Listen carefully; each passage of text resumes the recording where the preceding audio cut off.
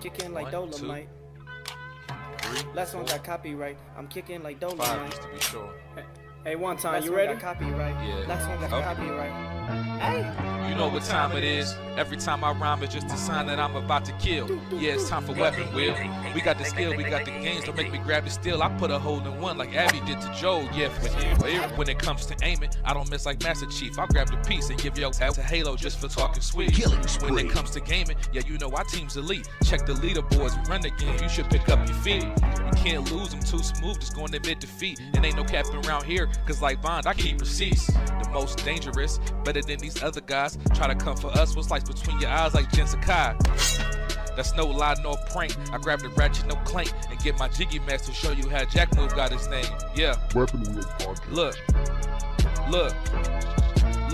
King of the castle like Cooper, captain of the ship. My name ain't Blandry, but don't make me have to hit the switch.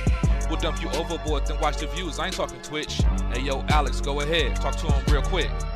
Oh, the Dolomite is my name, and thick enough motherfuckers is my game.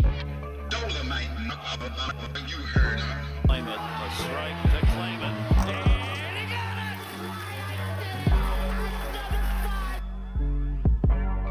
They had the nerve to copyright the game. Is this the bitches? Hey.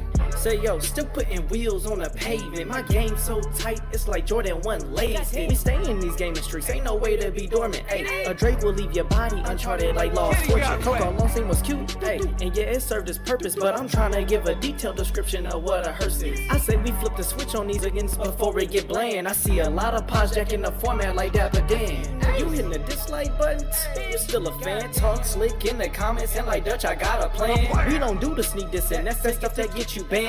Last time we told you I was squad up, you turn telling ran. It's like I play with the sliders up. You just got 30, again turn me, the time is up. Since 2015, we been kicking game knowledge up. Dust your boots and join the crew if you wild enough. Developers. Dolomite, you heard her. 40 clips, kicking like Dolomite. Hey, 40 clips. Aimed at your fit beam, shotties, so much ammo, it don't make sense. Trying to compete is a sacrifice, die again in your afterlife. I'm taking a road trip, anytime you really wanna fight. Guns and body counts, that's all that I tend to like. Any other podcast, a copy or look alike. Hey, and what they say? Hey, what I say? Hey, I put them in the dirt. Tussle get hurt, no face, no case, smashed up like a jiggy merch shirt. Sliding in that vet, I'm gonna get back, time to pay that debt. It's time for weapon wheel. Wonder. What weapon wheel? We keeping it true, we keeping it real. What weapon wheel? They watch our moves, they copy still. What weapon wheel? We keeping it true, don't care about your feels.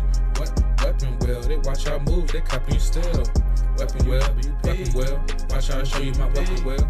Weapon wheel, watch how I show you my weapon wheel. What weapon wheel? We keeping it true, we keeping it real. What weapon wheel? They watch our moves, they copy still. BG, Black Bond, Jack Move, Kids Move, Blandrew, Alex too. Damn man, that's a heavy crew. Other pods, they don't know what to do. They watching, they copy our every move. And they still fly like the Wii U. Jack Move voice, we saying ew. Hop off the roof. Long range, no scope, yeah, I'ma shoot. Looking wanna play games, no David Blaine, but I'll make a nigga go poof. Oh, this not a game. Gang talk, looking at what you know about the slang. Hop out the range. All black master, don't step out your lane. Every week it's us on your screen. Every weekend we entertain. It's not a thing that gets in between me and my team, me and my gang. When I'm on the beat, you already know. Straight to the top, yeah, we about to blow. BG my dog, he told me let's go. Sit back, relax, it's time for the show. What weapon wheel? We keeping it true, we keeping it real. What weapon wheel? They watch our moves, they copying still. What weapon wheel? We keeping it true, don't care about your feels. What weapon wheel? They watch our moves, they copying still. Weapon wheel, watch how I show you my weapon wheel. Weapon wheel, watch how I show you my weapon wheel. What weapon wheel? We keeping it true, we keeping it real. What weapon wheel? They watch our moves, they copying still. We got the guns on deck, no fire car, but you know I came with a tech, yeah. Since 2015, been stepping on the scene, putting foots on nets, yeah. Set them up, super soaker, pump action, wet them up, shooting out the. Yeah, we catching up, we got the names, y'all are bark, drive by midnight after dark, gaming knowledge fortitude, top two and not the two. Weapon wheel, get the cash and grab the steel. Yeah, weapon wheel, out the window.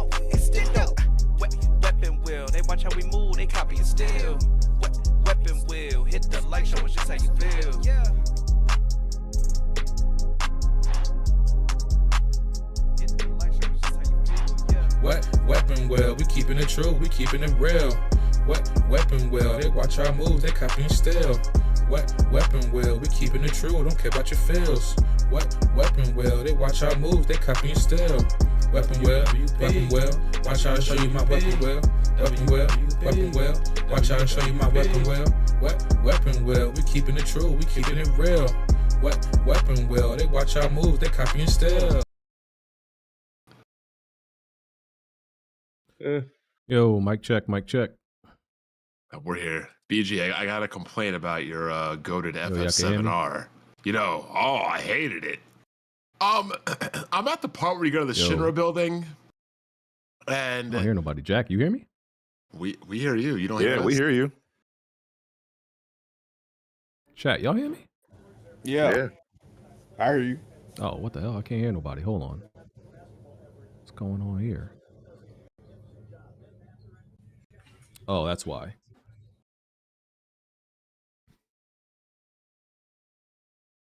That's why. Yo. We're here. I'm here. Hello? Anybody? Yeah, we're talking. What the hell? Yeah, we here. My shit. Hey, Jack. Oh, God. What's up? Hold on. Remember when Tick said that his height wasn't contagious? What? Now I can hear you. Nah. Okay. Can you see me right now? Yeah. Tell me why I shook this nigga hand. Bro, what the hell is that, bro? Fuck that. What up, chat? Bro, what up, is that? y'all? Bro? Come on, bro. Come on, bro. Yeah. The fuck My is head- that? My headphones was on the Xbox setting. That's why it wasn't working. It's supposed to be on PC. Oh, Oh, cat. shit. Nigga, does the cat have a Liza P outfit on? What was that? Nah, yeah, we had to put a little soft cone on him. He got a little spot on his stomach that we trying to stop him from licking, so don't get Oh, so you know. he a freak boy. Okay. Yeah. Hey, what up, Sponsored y'all? post? We are here. Yep. Why you promoting Kit Kats? Shout out Rice Star. That nigga bite right into the middle of it. He don't eat them. He don't eat the bars. Yo, Alex, you gonna be looking at the camera today? People been getting on you. They said Yeah, you bro. unprofessional. You got no podcast etiquette. Why you got your back turned to the people?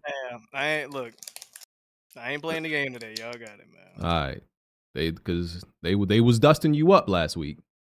You know what's crazy? I've always played the game every podcast. Yeah, I'm always- well, I'm not on But camera. now we're on camera. It's like when you're at work, you know, you could be playing Elden Ring while you're on the call, but now that the camera's got to go on, you can't be playing no Elden Ring on the call. Yeah. Oh Shit, man. that's what I used to do. We'd be in Zoom meetings. I'd be playing Elden Ring. Can't do that shit no more. Nope. Oh, I 'Cause- started Demon Souls over again. Hopefully, I don't get too bored. You're gonna get bored. It's super easy. It's just too sluggish. I'm not liking the way this game is going. I really don't want another Chiefs Super Bowl, bro. But Well, bow down to the light skinned master race. You already see it coming. Looking so I'm gonna be so bored watching that Super Bowl. Only if the Lions beat the 49ers could it be like a little bit interesting. I want Detroit and Baltimore, two cities I would never visit in my entire life again. Yeah. BG, Final Fantasy VII-R, what the fuck were they thinking about the Shinra building? What do you mean, bad or good? I'm supposed to be rescuing Aerith, and yet I'm taking museum tours and looking at history. Now, BG, let me ask you a question, right? You go to work like once a week, right? Mondays Yeah. or something? Wednesdays. Is some big ass nigga with a gun on his arm, some spiky haired white dude with a giant ass sword, and some big tittied bitch showing her abs off in a skirt rolled up into your office building. Now Calling keep security. in mind, yeah. Now keep in mind, you've seen these people all over TV just cutting niggas in half and punching the fuck out of them and blowing them up and shooting them. I mean, even if you didn't see them on TV, don't you think they wouldn't stand out in a building full of suits? Absolutely. Yeah. I actually that's the part of the game I actually don't like over the original, because that scene is supposed to be like it's supposed to turn into like a horror scene, you know? Yeah, where Sephiroth just cuts everybody down. There's just blood everywhere. It's supposed to be bloody and like kind of like dark, and they didn't do that, but you know. And now I'm like climbing on jungle gyms and shit with Tifa, like swinging from, you know. Yep. Meanwhile, they could have, me and you could have just, bent over, picked Tifa up on her shoulders, stood up, and then just vaulted her right over into that office. I didn't know where you were going with that. You had me, yo. Y'all definitely Eskimo brothers off of that sentence. But you know what I'm saying? Like, we could just lifted her up and just got her on shoulder, put her on, she could climb. And you mean to tell me that Tifa can jump 50 feet in the air to punch a helicopter or a flying drone, but she can't just jump over there? I guess. I mean, y'all saw Cloud just jump 20 feet in the air to try to double axe handle Sephiroth with the Buster Sword, and he couldn't, like, nothing in the whole Shinra building thing makes sense. How heavy is that Buster Sword? I remember somebody tried to do some pseudo math before. It has to be 200 or 400 pounds. Something like minimum. that. God But, damn. Yo, I want to get to it. This is Weapon Wheel Podcast, episode 394. And I never introduced myself. I am your host, Broken Games HDR. Very good looking host. What say y'all? Agreed? Everybody's agreed? Why we got to go to how moisturized? Forget it. You know, black folk can't, it can't be cool to say your homie look good. All right, forget it. We're on iTunes, Google Play, Spotify, all your favorite audio live streaming platforms. If you want to support the podcast, you can go to patreon.com/weaponwheelpodcast. You could become a channel member by hitting the join button. You could also just support by hitting the like button. Some of the Patreon perks after dark. You can ask us any question, and we record that and put it up on Mondays. You get early access to Planet Xbox episodes. You get access to the Weapon Wheel Discord. And you can submit your Weapon Wheel trivia questions and gaming questions that we answer during the show. If you want to submit some gameplay like what you're seeing right now on screen, just go to the link down in the description, and you can drag and drop your gameplay in there. So let's do these intros. Smooth, how are you doing today? I'm doing really good. Playing the game. I don't know if I can say that what it is yet, but I'll just say I'm enjoying myself. Okay. He's playing what the fuck's the game with the mentally ill woman? Hellblade. That's too soon. That comes out in May though. Way too soon, dude. Well, he said he's playing something he can't let us know. It's either that or some hentai game. Helldivers 2. I don't even think it's going gold yet. All right, Alex. How's it going? This is Chef Bubble. We are a week away? When is the 8th? Yeah, we're like a week and a half away. Okay. Bond. What's going on, everybody? Check out my channel, check out the Twitter for all that good fun, and check out my live stream of Final Fantasy VII Remake. Greatly enjoying it. But then again, BG, I hated on it. I don't know where this sentiment is coming from. Can you please explain to me this? Maybe they're confusing how you felt about 16 with 7 Remake. That's the only thing I could think of. I mean, I've been asking for receipts, but I still can't get any. Yeah, I personally don't remember you hating on it, though. I don't know. Jack? What's going on? What's popping? All right. And we got our guest today here to, talk about Tekken. Tekken 8 just came out. All right. What's good, Wolfgang? What's going on? All right. Thanks for showing up. Okay. Being this bad boy for the Tekken. Where is Blandrew? Bro, I have no idea. I thought he might have showed up last week. He told us he wasn't going to be on 2 weeks ago, which was cool. Last week, he just didn't show up. This week, bro, I don't even ask questions anymore. Blandrew keeps proving you right, and I'm like, Blandrew, I just don't understand. BG, I'm gonna ask you to do something you hate doing and rarely ever do. I'm gonna need you to apologize to me over this. I think I actually have to apologize to Bond. You Bond was definitely do 100% right about this, because every time Blandrew was like, "Nah, I'm good now. I'm coming on consistently." He's done that like 3 years in a row, and Bond has been saying like, "Yo, he's not going to come consistently," and Bond has been right every single time. Blandrew don't even like make up excuses no more. He just don't show up. So fire. That's my poll used to be: what's going to happen first? Blandrew's consistency, Metroid Prime 4. Factions 2. Well, we know Factions 2 ain't coming out anymore, but Yeah. Hey, shout out to Blandrew, I guess. Don't know what he's doing. All right. I want to get to something I forgot to ask Smooth last week. It was a question submitted by Earl Walker.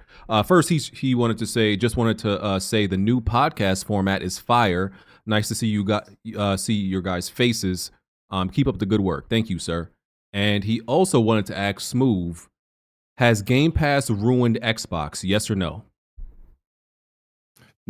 No. Okay.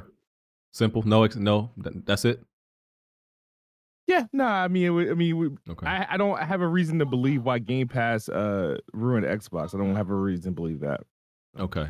Staying on Xbox, I saw Cliffy B. Cliffy B for a while has been talking about like Xbox and Coalition need to like kind of bring him on, just to help with Gears as a consultant. Do you think they should bring him on as a consultant? I would like that personally. Cliffy B made the best Gears of War games. At least he was involved with them. I don't see why it would hurt. It also sounds like a cry for help, but because he mentions Xbox it or Cliffy? Cliffy, he mentions this at least. It feels like twice a year, every year. Yeah, it does kind of feel like the guy who was he was him before, and now he's kind of like in the background. He's not like this rock star developer anymore. And I think he kind of misses that. It feels like that sometimes. He misses being the big shot developer. It comes off that way. It's not Cliffy's problem. Microsoft bought the IP and didn't want to put him on, so he was shit out of luck. It's like if you were working on a project and you created something and then that it got sold. I mean, it really wasn't his fault. He's not working for them anymore. They had every opportunity to hire him, to bring him over. He wanted to, but Microsoft, I guess, wanted to go into a different direction. Yeah. Fam, this is my first time seeing what Cliffy B looks like. This nigga looks like a mixture of like Linkin Park and Ryan Seacrest. I did not know this. You consider him a rock star? Y'all consider him a rock star developer? Back in the day, Back in the day, yeah. I'm It wasn't until nigga. Y'all saw this and went, that guy knows what he's doing. Machine Gun Kelly is a rock star, and he looks like a freak. Rockstar isn't about looks; it's about I'm mad that you brought that name up. And are you looking at his current pictures or his older pictures? He looks like. I looked up Cliffy B, and this nigga has an open shirt with a seashell necklace. He looked crazier back in the day when he was actually developing games. I'll be talking about seashell necklaces up here. You might make me launch nukes. I was thinking if that was a pause, but I'm gonna let you slide. Some of y'all know that reference. I don't think I'm familiar. You talking about? I know you talking about. Dark Cloud. Oh yeah, the Yellow Hulk. Shout out to him. Okay, let me go some questions. Godson JW No Fatigue 29 on PSN, long ass name. I'd like to know how many times each of the members on the panel beat Batman Arkham Knight. I don't really know why he's asking that question. I've only beaten all of the games once in this series. I beat Arkham Knight twice. I've beaten Arkham Knight like 2 or 3 times. I'm sorry, I've beaten Arkham City 2 or 3 times. Knight was only 1 time. Yeah, I never had any desire to beat any of those games more than once. I've never beaten any of them. Oh, God. The only one I beat twice I beat Arkham Knight. The only one I beat twice. The rest of them I beat once. I bet you if Microsoft bought Warner Brothers, you'd beat them. Why you beat those games, Smooth? No, because the thing is, I remember I bought Batman. Was it the silver Batman with the Batman logo on it? On PS4. Oh, I had that one, and I got very far in that game. But this was when I wasn't really paying attention to the whole cloud save stuff. So when I upgraded my PlayStation again, I think it was either for Spider-Man or the Dark Vader one, and I went to go play Batman. I wasn't paying for PS Plus, so I lost my saves. Like I like the thing is like once if I had to start over, and Batman was annoying because it was one I thought it was longer than it should have been. And then I got stuck in the rabbit hole of those stupid ass question mark missions. Those aren't mandatory. Collectibles. Yeah, but it's like at that time you see them and you start getting like you start chasing them. But not me. Well, I did. I mean, I ignored all of them. 2016, 2015, so yeah, that's the furthest I've ever gotten in it. And then I bought it again on Xbox. And I didn't just have the energy to just play through it. So you bought this game twice and beat it neither time. Oh boy. Yeah. Well, what happened was right so I think I got the game obviously came with the PlayStation, the bundle that I got. And then Xbox, when they were actually doing like competitive marketing, they put their Xbox on sale, buy one, get one, and I was buying one for someone. And I selected Batman as my free game. And so I had a copy of Batman for Xbox and a copy for PlayStation. So that's how that happened. Long story to say you ain't beat the game. Hey, fire. man. Oh, did you see this message by MDZ? Kaio no Kaseki is going to make Trail series into 90% done. I don't know what any of that means. It means we're approaching the end game, and hopefully they end the series and don't marvel it. Okay. Z Kerman, what's up, WWP? Not a question, but I've been crying, laughing, listening to BG do mental gymnastics every time he gets cooked in No Return. Damn Naughty Dog for not releasing factions so we could have all witnessed the return of Rage Mode Broken. Lock in, BG. So, Jack. Are you replaying that game? No. The campaign? No, I'm playing the mode. Jack, I need you to play No Return because, one, it's very entertaining. It's real fun. And I need to see somebody just get angered besides me. You gonna love it. You gonna love the challenge of it, bro. Jack you need is to not play giving it. He's not giving them fucking niggas another dime. He doesn't need until to. they He's my release a new game. share play partner. Jack, you're my share play partner. You don't have to pay anything. I understand. I got to stand on business, man. No, stop standing on business. Forget business. I got to, man. Forget business, You bro. don't want to give them any publicity, any show, any He's a lame. airtime until they release something new. And, Yo, chat. Tomatoes at this man. I got to, man. I got to, bro. Yeah, I agree with Jack, but I've also heard this argument that these companies need to put out these remakes, these remasters, these bullshit practices. Otherwise, they'll end up like Microsoft and have to lay people off. I don't believe that. Jack. You can work on other smaller, congruent projects while you work on your big project. That's what Nintendo does. Jack, right now, standing on business is for lames. Okay, you lame for standing on business. You need to play this No Return mode. You don't gotta pay for it. It's very fun and addictive. You gonna love it. The chat is gonna be very entertained. You need to play it. I'll play Valhalla. I'm still planning on playing God of War Valhalla. I should have Alan Wake beat finally tomorrow. Bro, you acting like Alan Wake is... Bro, you've been playing Alan Wake since last year. That game is 15 hours. That shit me. I'm like 26 hours in, bro. When Jack streams games, it's like a soap opera. Like Facts. The nigga, he'll love the game, hate the game. I can't wait to beat it. Then we get stuck, and then either John or somebody comes in and gives him some tutelage. Like it's a. I'm at the end of the game. I'm on the roof. Alex, you know where I'm at. Being a Jack supporter is a full-time job. We try. We try to crazy. help. As it should be. Man, playing Alan Wake, dudes beat that game like in 2 days. I do not know how, bro. That game long as shit, bro.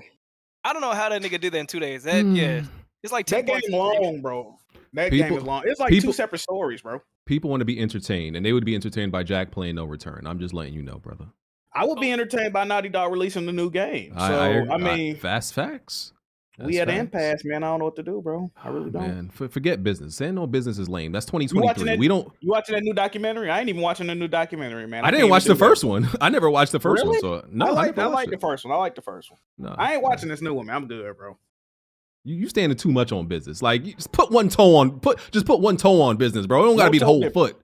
No toe dipping. Not with this. Not with this. I can't do it, bro. Nah. All right.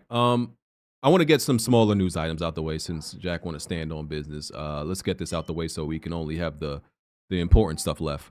The latest PlayStation 5 firmware updated the Cronus Zen devices, so they don't work on the PS5. That's like the adapters that people wanted to connect mouse and keyboards to the PlayStation 5. So latest firmware seemed to just stop all that.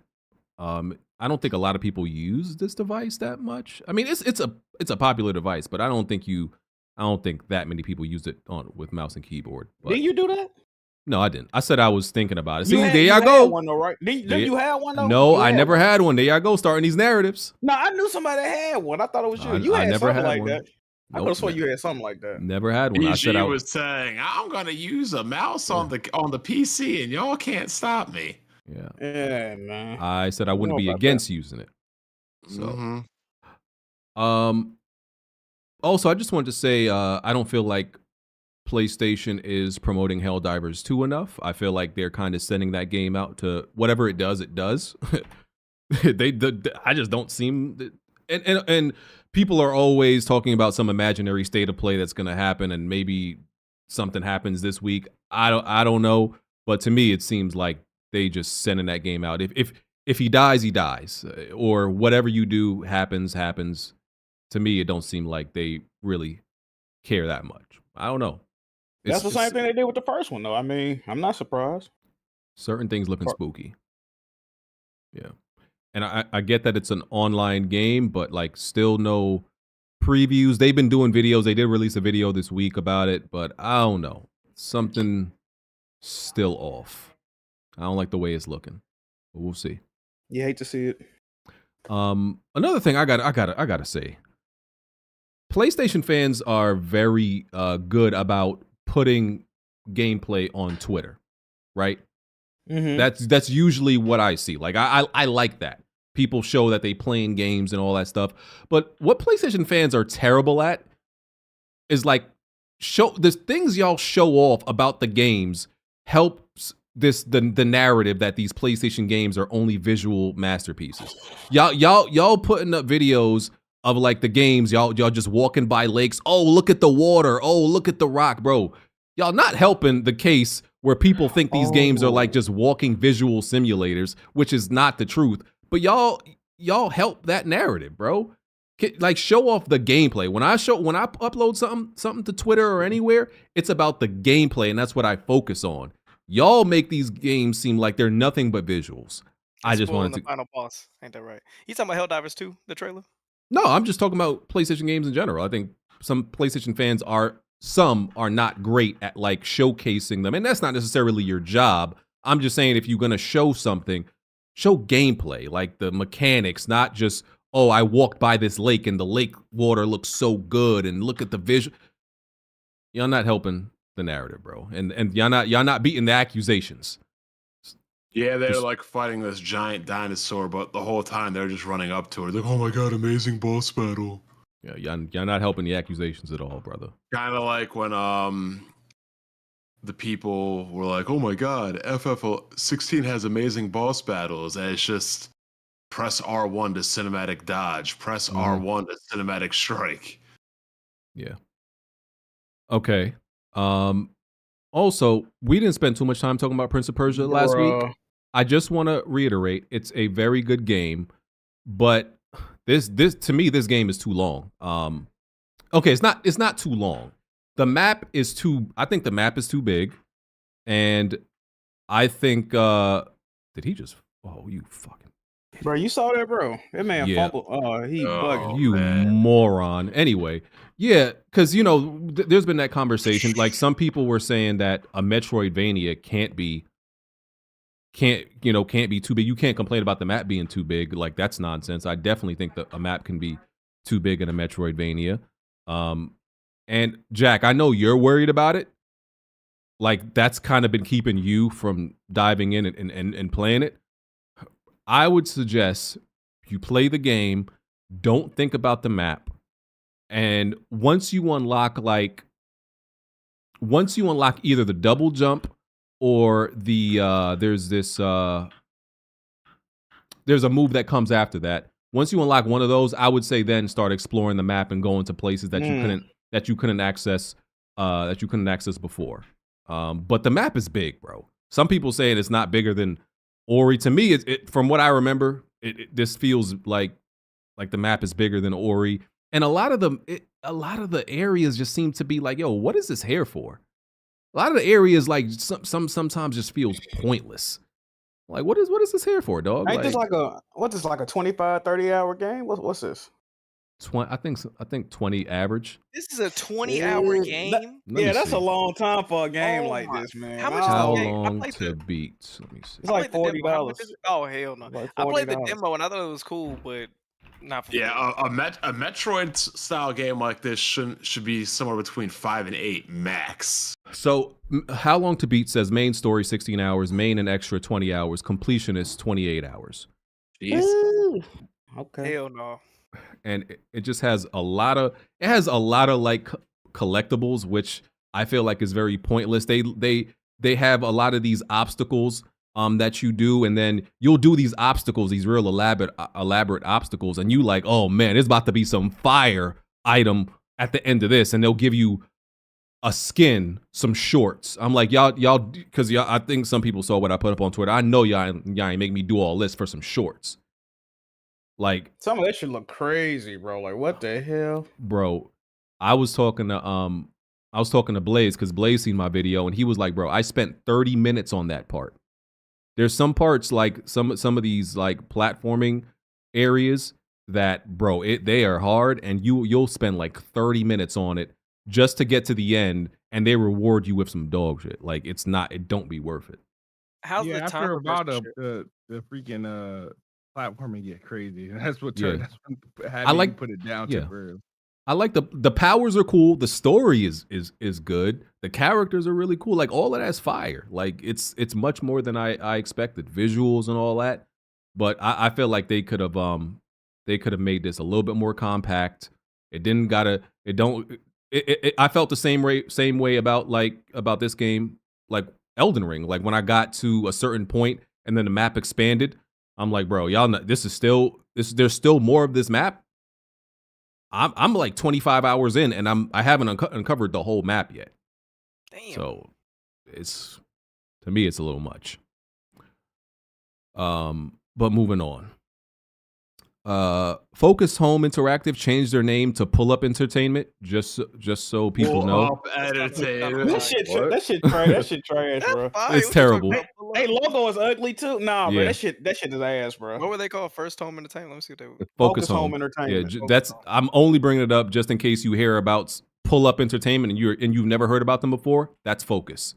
That's like some shit we'll make. Like, they bugging. They a jiggy boy. They tweaking, bro. Yeah, that's some bullshit they done put out. Yeah. And that's the second time they changed their name, because their name was something else before. And then they changed it to Focus Home, and then now it's Pull Up. It's like, why? I don't know. I think if they had a better logo. Talking about these niggas Pull Up Entertainment. That's some No, rappers right there. that's not them. That's a not mixtape they selling, but Yeah. if they would have changed their logo, maybe it would have been Yeah. Pull Up better. Entertainment. Yeah. They bugging. Okay. Let's get to talking about Tekken. Yo, Tick, if you listen in, you can come in and talk, because Tick wanted to talk about Tekken. That's my OG right there. But Wolf, you've been playing. I know you've been playing it a lot. It's got like a 90 on Metacritic, I think. It was getting really high scores. I think that was the final number. Okay.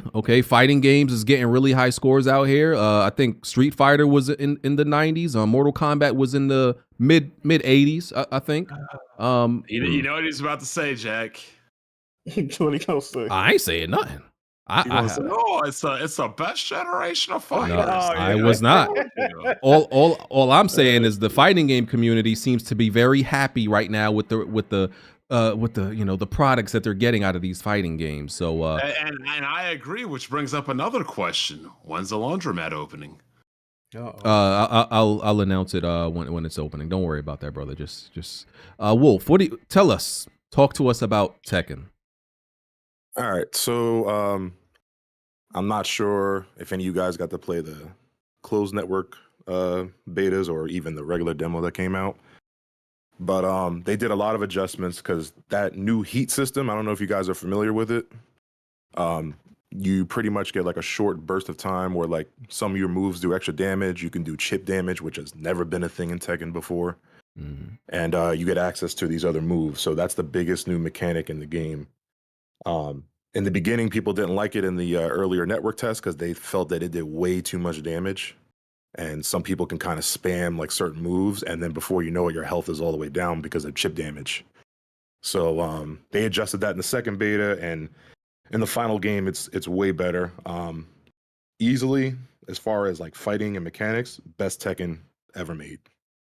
Mm-hmm. Not just because it's the latest one, but when I go online and I play people, like, yeah, it gets really competitive once you get up to the higher ranks. How's online? Like, because I've seen you put out a tweet that said telling people to, hardwire their consoles. Oh yeah, bro. So I'll wait there for ranked matches, and the game tells you if the person you get matched up with is a Wi-Fi player or not. Oh, it And I'll be tells like, you. nope. Okay. Yeah, because you'll see the little Wi-Fi symbol, or you'll see a different symbol if they're on wired. So I'll see the Wi-Fi connection. I'm like, nope, deny. Next match. I like that. So I Yeah, played a we couple- should. I played- Yeah, Wi-Fi players should be shamed. I like that. But BG, I was told by a very reputable doctor, despite the game developer stating otherwise, that Wi-Fi is perfectly good, if not better than a wired connection in regards to fighting games. A reputable doctor told me this, Jack. I remember that, doctor. I remember this statement. That's malpractice right there, man. Hey, what's good, Blanchard? Oh, this guy. How's it going, good brother Jack? Move. Doing all right, man. Blanchard, please turn on your camera. Yeah, I I got don't have well, one. I got to switch because I don't have a. He made it. He made it. Yeah, I don't have a 8 man. camera system layout, so I have to switch to the basic one. But when Wolf has to leave in a little bit, so I'll probably switch back to 7 when him and Tick leave. But proceed, Wolf. Yeah, so as far as online goes and like quality of matches, like you can obviously choose like you want a 5-star connection or nothing else, right? So I'm always choosing that. And online has been pretty smooth. I haven't needed to adjust any of my netcode settings. It's on default right now, so that's already a good thing. And the one thing that I love coming from Tekken 7 is the load times. So in Tekken 7, you got into a ranked match, it's over. You hit rematch, you have to go back to the versus screen and wait for the shit to load all over again just to get into the next fight. Now, that shit is lightning quick. You hit rematch and you're right into the next fight already. So that's already a huge improvement. But who's your main? I'm loving the game. Kazuya. Hey, BG. Tick say you need a role to talk. I can't get nobody roles no more. I don't see it. Really? That's weird. Nope. But yeah, Okay. Tick can't talk. That's weird. Okay, I'll fix it. Yeah, you can keep going, Wolf. All right. So yeah, my main is Kazuya. I've been using him since Tekken 1. I had to suffer with Tekken 3 because he wasn't in it. I was forced to use Jin. But I love him in this game because for those that are familiar with the storyline, you know, he's had this devil form pretty much since the earlier games. And now when he goes into heat, he turns into his devil form and he's got all these moves that are specific to his devil form. So this is the best version of Kazuya they've ever had. My backup character is Devil Jin. I got a question for you. What's up? As somebody who don't give a fuck about Tekken, Mhm. how is the customization for the characters on Mortal Kombat? I was kind of disappointed by the outfit selections. Did they give you a lot Customization of is customization for your characters or not? yeah, because I posted a picture of one of the customizations I did, and he somewhat looks like me. And you know, I was showing my wife this stuff, and she's like, "Wow, that's pretty cool. You couldn't even do that in the last game because the customizations didn't really go that far in the last game." Now, the one thing I don't like is there's not as many items to choose from since Tekken 7, but just like Tekken 7, they added more over time. So I assume they'll do the same thing with this one. But like now in this one, you can actually change your shoes and shit. Before it was just you had to choose a whole outfit and that was it. I thought Tekken was always like the most customizable fighter out there. I haven't It played it was. since 6, so I don't know how far it's come. Oh yeah, no, it's come a long way since 6 with customization. That's for sure. So I felt that it went backwards. 6, like I felt 6 had better customization than Tag 2, personally. Mainly because Tag like 2. they had different hairstyles that, like on those games, they had stuff pertaining to that specific character. Decent amount of stuff, which I thought was pretty cool. So like I made Law, and like I remember like one of the things I could put on Law was I could make him look like Kenshiro from what's it called? Fist of the North Star, yeah. Or I could change his hair and have him have like Bruce Lee's like true hair that he had in his movies back in the day, like things like that. But I went in there on this one, I couldn't find that. And it was kinda Some characters have some cool stuff. I forget which character it is, but someone customized him and he looks just like Leon Kennedy out of Resident Evil 4. Same jacket and everything. And I was like, oh wow. And they got Yoshimitsu looking like a fucking Green Ranger. saw Drake Law. Weird. Oh yes, cause a lot of people, including my main, they got a fade with a fresh cut, and I was like, oh, that definitely wasn't in previous games. What other fighting games? My bad. What other fighting games you play, Wolf? I do play Street Fighter. I got into Grand Blue a little bit, and I'm highly disappointed with Mortal Kombat 1 right now. So, but now that go ahead. I feel like Mortal Kombat 1 was trying to be like Tekken way too much with the air juggles and shit. It gets really ridiculous if you know what you're doing. But now that I can talk, I'll give my impression. I think the game is fun. I'm actually enjoying it. Great game. I played Tekken 7, but I played Tekken 7 for probably about maybe a few weeks, and then I just dropped it. The reason was though is because I've been like him. I've been playing Tekken since Tekken 1, and I got really into Tekken in Tekken 6. Now, personally, gameplay wise, like I see what they're going with. I see the direction they're going with. The game is very like pick up and play easy. Like they added a lot of stuff that makes it where if you've never played Tekken before, you can still pick up the game and do a decent job against people who are a little bit, they're more of a veteran in the game, but you can still do a decent job. Like they have like Street Fighter added the easy combo and all that kind of feature, and they kind of did the same thing with this game. There's like a specialty controller mode where you press like certain buttons and it will actually do a combo for you and things like that. And added that to the game. And what also I noticed like a lot of moves that actually took some talent to do. And when I say talent, like you actually have to know like frame data and do just frames in order to pull off certain moves. Like they kind of made them a little bit more simplistic where you can easily pull them off. So like I said, I use a main lock. So like there was like this one mix up I used to do where I would hit like up forward X, or A if you're on Xbox, and he would do like this little somersault. And when I do it, I can either press 4 and he can either kick you, or I could like slide and clip your legs, but I had to like hit like, down, diagonal down or whatever, and like tap forward and then hit it. Now you just hit the backflip and just hold forward and he'll slide.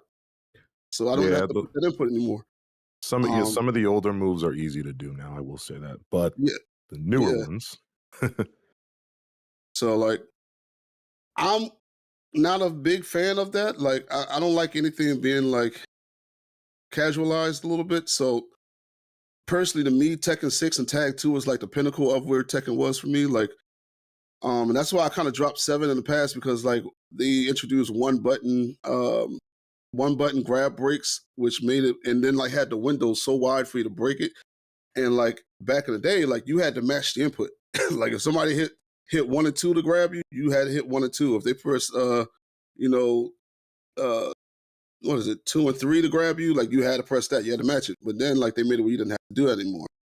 And then they added like these shielded attacks, and those shielded attacks are still in the game. And now they kind of like put you in heat mode, which is like kind of like if you play Street Fighter 6. Street Fighter 6 has kind of added a little bit as well, where you can hit someone and then like double tap and you'll dash into like a quick attack where you can hit them a few more times. And you have a little meter that drains down. Kind of the same thing with Tekken 8. Let me ask, because I think it was Punk, pro fighting game player, mainly plays Street Fighter. I think I saw him on Twitter say that like he feels like almost every fighting game now, except for Tekken, is like just based on putting somebody in like a 50-50 and trying to mix them up.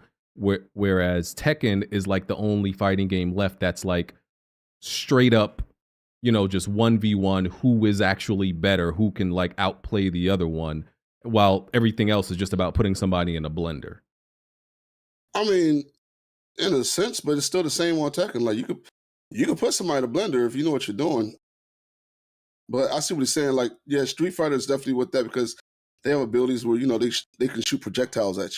Somebody can shoot something on the ground and then force you to have to either think about jumping into that projectile, or you have to sit there and hope that the person is either going to attack you and you can block it, or you got to know if he's going to grab you. So it is a lot harder to think when it comes to Street Fighter.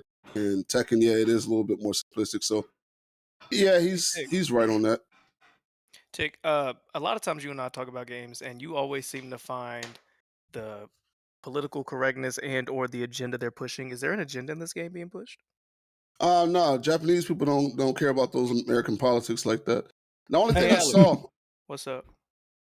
Can you repeat? Well, one ticket through. Can you repeat what you said to me earlier at the beginning of the show? Go ahead, Tick. Okay. The only thing I saw was somebody pointed out that somebody said something in one of the story mode things. It's like that's cultural appropriation or something like that, and that could be part of it. But nah, not really. I think they do it's like an American company would or something like that. So you or don't a feel Western suppressed company. at all. You feel like you can be a man and enjoy the game and not be bound by other people's gaze. Gaze? Yeah. No, GAZE, not a. Come on now. What are we Oh. doing? I was saying. I was like, where are we going? I never heard that used before, honestly. Yeah, I feel like Never you heard of was- the male you gaze? doing the Never double heard of entendre with that one, but You ever heard nah. of the Jiggy League? Look at you. But nah, I don't think you gotta worry about none of that with too much. And they always got like weird stuff. Like it's Capcom. Like you look at people like Valdo, like very androgynous character. You don't know what he is, and he just does like these little pelvic thrusts and all this weird stuff and bends over He's in front just of you. enticing. Yeah. Oh my What? God. Speaking of pelvic Enticing? thrust, have y'all seen that mod on Mortal Kombat 1 where they got the bald nigga Humping Mario. Bro, did you see the mod that they put on them? I posted it to you in the Discord. Fam. But yeah, nah, I don't think it's. These niggas are sick. Hey, Tick. Who seems to be the more like popular character online right now? I might pick this game up, but I went on my PlayStation 5 like a couple weeks ago, and I saw that PlayStation Plus was $80. Mm. I was like, what the? I thought it was like $60. When did that happen? I don't think there we really did a is. whole freaking topic about it like a few months ago. Yeah. No, but I thought it was $50 before that. I It thought went it up. just went up to like 60. Nigga, it was 50 like maybe 10 years ago. It was $65. I don't think they really have like a really popular character like everybody's using right now. A lot of people are liking Victor though. That's a new character that's in the game, and he got like some crazy abilities. So like a lot of people that's picking it up are like, liking him. So he might be one that you might run into a lot online. But with Tekken, like characters, you just pick characters off your feel. You know how you feel using that character. So I don't think it's like Street Fighter where they see there's a super overpowered character and everybody picks him. Correct me if I'm wrong, but I always feel like Tekken, like eventually, because they don't like to, put out all the characters at once. Nobody does. But I feel like by the end of it, it always has like the largest roster. Yeah, then Tekken didn't this game start out with like 32 characters? Yeah, it's already got the biggest starting roster. See? Man. Yeah, like that's what I'm saying. Like, like Come Tekken on, Tekken starts out with more characters than some other fighting games end with. I don't know what just happened just now. What happened? What happened on the game just Did he throw an now? Lamar interception or just threw a something? pick? Boy, throw a pick in the end zone. Yeah. Oh yeah, that's Well, over. Game over. Let's not talk about it. Let's hide our depression. Because I'm very depressed. Hey, Wolf, who you think people pick a lot? I see Almighty J saying Reina, Victor. So I know Victor's definitely one. Is I that have the run into dancing a girl lot from the of- Bayonetta? No. Reina's a brand new character. She's a Kazuya sister, I think, right? Yeah. Yep. Does she have like all the purple on or something, or am I thinking of a different character? Yeah, she wears black and purple. Yeah, that's the character I want to use. Her, Lars, and Eddie whenever he gets in. Oh, Eddie. Yes, I sir. can't wait to destroy Eddie players, man. You They all do people be play the like same. kind of cheesing him or something? Oh, That's Eddie, it. yeah, for sure. Oh.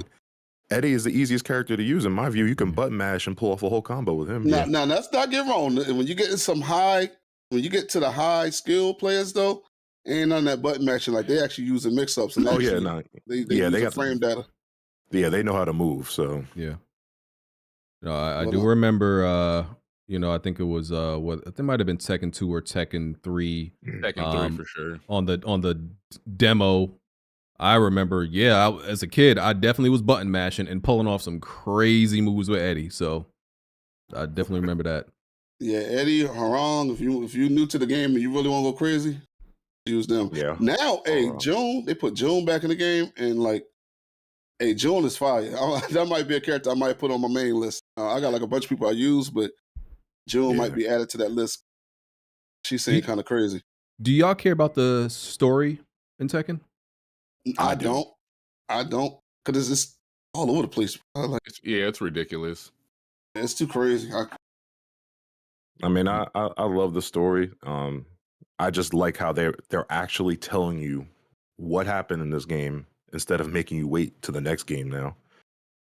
Because the other Tekkens, you would beat the game normally and get an ending, and then you'd be like, all right, which one of these endings was actually the real ending of the game? It was always cut the Mishimas. Yeah, whereas since Tekken 6, you now know what has been happening at the end of the game now because it's been a full-on story mode, and you're forced to play with the people who are pivotal parts of the story. Yeah. Not that, everybody looks forward to fighting games for like what has the best story, but out of all the fighting game franchises, what does? I honestly find Mortal Kombat's the most interesting. Well, the only thing about Mortal Kombat is they retcon a lot of their stuff. Yeah, they time travel a lot. It feels like. Oh my god, yeah. It's one of the only things I like about NetherRealm fighters. As far as actually playing them, I think they're trash, but their stories are interesting enough to make it through. Yeah. Yeah, individual story characters to me seem pretty good in like Mortal Kombat. Yeah. Yeah. Yeah, Tekken is centered around the Mishima family mainly. Yeah. Because I lost track of like what was happening a long time ago. I'm always curious as to like there's there's Jin and Devil Jin. All right, so I'll give you and I'm like, well, why is there a Devil one now? All right, so I'll give you a quick breakdown of this. Heihachi threw Kazuya off a cliff when he was 5 years old. Remember right? that? Yeah. Kazuya had something in him called the Devil Gene that awakened pretty much at near death. And he lived, he trained, and he fought Heihachi in the first tournament, threw him off the cliff, as a return to what he did. Heihachi lived, there was Tekken 2, Kazuya was fully consumed by Devil. He lost to Heihachi at that point because now he had a conflict because of the whole angel thing with Jun. Mm-hmm. And Heihachi threw him into a volcano because he's like pretty much like, fuck the cliff. The cliff didn't work. So he threw him into the volcano, and since Kazuya is protected by the devil, half of his devil left him and ended up going to Jin in Tekken 3. And Heihachi turned on Jin in Tekken 3, shot him in the head, but then that's what triggered the devil within Jin, and then he became Devil Jin. And then you have Tekken 4, where Kazuya is now alive because some company pulled his body out of the volcano, resurrected him, because the Devil Gene kept him alive. So they resurrected him, he came back, Heihachi's much older, and Jin wants nothing to do with his family at this point, and Kazuya wanted his other half of the devil power back, but Jin's Kazama blood wouldn't allow it. So then they fought. Jin beat up both his father and his grandfather, left. It's a whole lot of back and forth betrayal with the family pretty much in each game. But Kazuya actually killed Heihachi in Tekken 7. Yeah, his grandfather's Jinpachi. Oh, yeah, and Jinpachi, yeah. Yeah, who It's also a whole... had like a devil thing with him. Like, it was crazy. Yeah, and Jin killed him, so... Yep. I got another question. Tekken doesn't do the not this character spotlight. What's the word I'm looking for? Like Mortal Kombat brings in like Freddy Krueger and shit like that. What's the word? Guest characters? Yes, And I hope they don't. Cameos? People been begging for I Tifa. get People that been word begging for Yeah, Tifa. I do think she would fit Tifa very is well. gonna happen. I think she's going to happen at some point. Because Ah, the last game, the guest characters, they had Noctis from Final Fantasy 15, right? Negan. They had Negan from The Walking Dead, which was out of nowhere. No one saw that coming. Yeah. A lot of other characters were regular main Tekken characters as well. I don't know, that just Like, seems you corny had- to me in Tekken. I don't know. Yeah, It just Geese doesn't seem like Howard. the fighter for it. Yeah, Geese Howard from oh yeah, Geese Howard Final from King Fantasy- of Fighters. King of Fighters. Yeah. You had Akuma from Street Fighter. Okay, so let me talk about Akuma. First of all, he wasn't just a guest character. They worked him into the core story of the game. So they brought him in, and they said pretty much he was weakened or beaten, I guess, so badly that Kazuya's mom back in the day had to help him. And my question at that point was, who the hell beat up Akuma to the point where someone had to help him? So, and then he comes back later saying, "Oh, I have a debt to repay to Kazumi, who's Kazuya's mom, and she pretty much told me to kill Kazuya and Heihachi if they became a threat to the world, pretty much, which they were." And I'm like, so you're telling me the Street Fighter universe somehow exists within this Tekken universe, and not one of them at any given point figured, oh, well, there's like a world war going on, but we're just going to let that happen. We're not even going to involve ourselves. Like, it doesn't make any sense to me. Well, you got to remember, they were planning on making a Tekken versus Street Fighter after they made Street Fighter versus Tekken. And I get that. But those were side games and they were not canon. And now you have Akuma in the core story of a Tekken game, which is definitely canon. And it's like, unless this man can travel between different universes or dimensions, how is the Street Fighter universe just not even looking over the other side and being like, oh, you know, what's happening? What's happening with the Mishima clan? You might see that Tekken versus Street Fighter in the next few years. Might come out. And I believe Akuma was the beta test, though. And Tekken originally was about like these fighters fighting for like for prize money. Is there even prize money anymore? Like, is that even part of the story? It was always to take over the Mishima Zaibatsu, like Heihachi's company. Like you would have the company, military control. Like you'd pretty much be like the most powerful person in the world if you were to win. Is that so? Are they still fighting for that? So in Tekken 7, there really wasn't a tournament. But Tekken 8, there is a tournament, and it's like if you lose, Kazuya is trying to wipe your country off the map now. So pretty much it's like for survival now. Fighting games kind of like happen like Fast and the Furious. It starts out as like racing, now it has nothing to do with racing. Right. Fire. Yeah. Yeah, but good game though, man. I don't know, if you're not into Tekken, like I would say try it out. Like I said, it's definitely more easier. It's pick up and play. So if you're not used to the game or you're not familiar, you'll easily be able to compete. Yeah, there's too many tools in the game now to teach you how to play. And if you get your ass kicked online, you can look at your replay and the game will tell you what you could have done in certain situations. And you can take over at that point and then try to actually do it differently. Right. Did you see, have you been in the trainer mode and see all the stuff they have in there? Like they have a punish. Oh yeah, you can learn how to punish. Like I was like, what? Hey Tick, would you be down hosting classes in the Discord to teach people how to play Tekken? The game teaches you. I'm trying to find a way that we do community outreach. Tick don't want to do shit. Okay. Nah, man, it's too stressful. All right. Well, that was a good breakdown of Tekken. It seemed like everybody is loving it. One person I like to watch is Little Majin. I like just watching him play King, bro. Big. Just the grapples. Oh, this is just so good to watch, bro. Like he's probably my favorite Tekken player. So. He knows how to actually fight with King. Yeah. Like the grapples are already a given, but like he will beat someone's ass without even using a grab. Yeah, he doesn't rely on them, right? But in the right moments, oh, he's gonna put you in the pedigree, some DDT, whatever, bro. I love watching him play. That's because like high level players, like King has those chain grabs, and high level players will break them. Like you'll probably get 2 of them in, then by the 3rd one they'll break it. As a kid, that's why you can't rely on it. As a kid, I actually thought King was a lion with a human's body. I really believe that as a kid. Oh, so the one thing about Tekken that makes me laugh in the story mode. No, Smooth, he's not. He's a Mexican wrestler. That's what he is. Yeah, he is. Everyone in Tekken, they speak a different language, but they all somehow understand each other. Right? King is literally sounding like a jaguar when he talks, and everyone knows what he's saying. So wait, he's actually not a jaguar with a human's body. That's a mask? That's a mask. He's a lucha. It's just a mask. Lucha Libre, whatever they call him. Yeah. Luchador. Yeah. So is Panda actually a panda? Yes. No, that is actually a panda. That is actually a panda. And Kuma is a bear. Grizzly. Oh wow. Yeah. Yep. Smooth about to lose sleep tonight over that, boy. Yeah. Yeah, it's strange. I think Tekken Tag 2 was like the only one where they all spoke English. Yeah, there was a game that did that. Yeah. Now they all just speak the language again. Yeah. Okay. Well, thank you for the Tekken breakdown. We can move on if there's nothing else. Picking it up, BG. Laundromat. I don't have any time, good brother. I'm so busy nowadays. Hey, you know. We had a Weapon Wheel game at night when the day of the game releasing, man. We was in there playing. I've been. Brisky was bodying everybody. I came in following the training and was beating people, but me and her was like the only one that was going at it. Okay.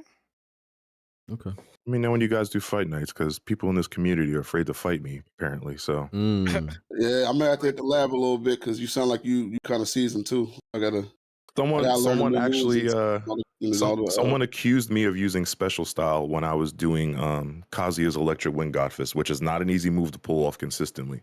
That chest frame is crazy. And I could pull off 5 of those before you hit the ground.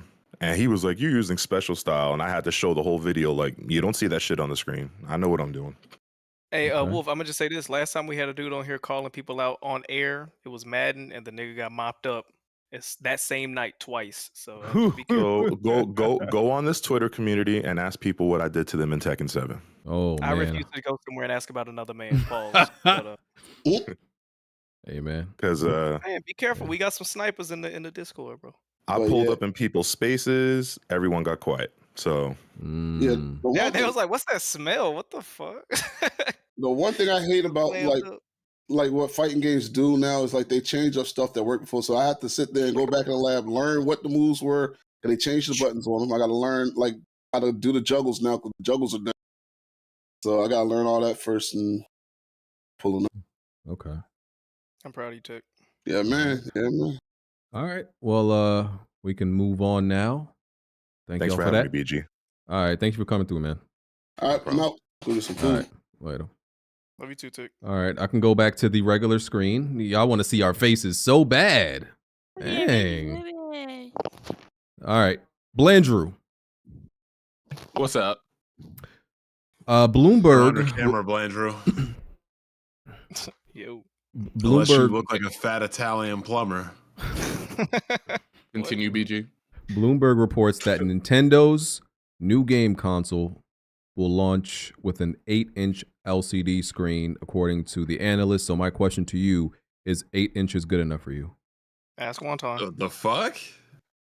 I am happy that they Are you increasing satisfied the with size that of the size? Nintendo Switch, BG. Okay. I am upset that they are bringing back the LCD screen, but I've been told from a good doctor that the LCD from 2017 has progressed a long way since then. Apparently, the PlayStation Portal is using that, and everybody seems to be happy with the image quality of it. So, Yo, can you smack that cat that's like looking over your head? So if it's like that, I'm perfectly fine with it. And they're gonna release the OLED in probably 2 to 3 years, right? Yeah. Of course they're gonna, like they're releasing the LCD at first is because they want to get to the market as cheap as possible, which is smart to me. Yeah. And then you release the OLED later. And it's been rumored to cost $400. So I don't think people are opposed to spending $400 on Nintendo hardware at this point in time. I remember when the Switch was coming out and it had to be $250 with a pack-in game and all this extra stuff. But over the years, it's shown that people are willing to pay for more premium Nintendo devices. Well, if there's games for it, yeah. And Metroid Prime 4 better be a fucking launch game. We'll see what happens with it. It's for sure going to be like a launch window game, whether or not it comes out day one. No, it's got like, they restarted development, not started. They restarted development. They said the anniversary 5 years ago. it was the anniversary of them restarting it was just the other day. Yeah, I know that, but would you launch a console with a Metroid game? Yes. Over all the other IP you could put on the console day one. That's their one game. I wouldn't shoot. That's probably Nintendo's one game that can actually push graphics to some degree. Yeah, it'd be their graphical Metroid showcase. games don't sell. They don't sell though. Exactly. So it doesn't matter how large the install base is. I don't know. I think 3D Mario. That makes sense. Wait, you got to think about it because when the Switch is going to sell regardless, all brand new console portables, whatever, are going to sell out the gate day one, right? So Metroid not being a natural seller, it's a more argument for it to be a launch title than it be like a mid. Exactly, because you can get all eyes on it. It would get the most attention it's ever had. I see what you mean. Like it could be a Zelda situation to where it like maxed out at like 7 million with Twilight Princess and then it went up to like 30-40 million with Breath of the Wild. But I don't know. I don't think Nintendo. First of all, I don't know how much Nintendo cares about graphical showcases like that in the first place, nor their audience. I think a Mario Kart or a 3D Mario makes the most logical sense, and then give Metroid like its own dedicated month to breathe, like 2 months down the line. Mario Kart's never going to be a launch title. That'll be like year one Christmas. It was a month after the release of the Nintendo Switch. It came out in April, I believe. Well, that's because that was a Wii U port. It wasn't a brand new game. It was a brand new game to millions of others that didn't have the Wii U. Shit doesn't. It's not a brand new game they had to develop for. All they did was port it. Big difference. Having to create something wholly new rather than transfer a game from one machine to another. Okay. I think it'll sell well. And you know what I'm most excited for about this console, everybody? Y'all already know what I'm going to say. You know why this could go down as potentially the best Nintendo console ever? Do you know why it is, BG? I feel like it has something to do with Dr. Trey. I really don't know. No.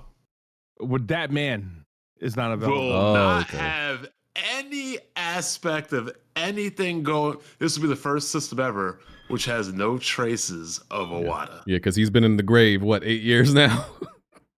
So nobody can say, oh, well, the Switch is so good because nope. Okay. I'm expecting 100 million plus. I dig that. It's a day one for me. Can't wait. Oh, I'm sorry, a day one for I don't game on handhelds?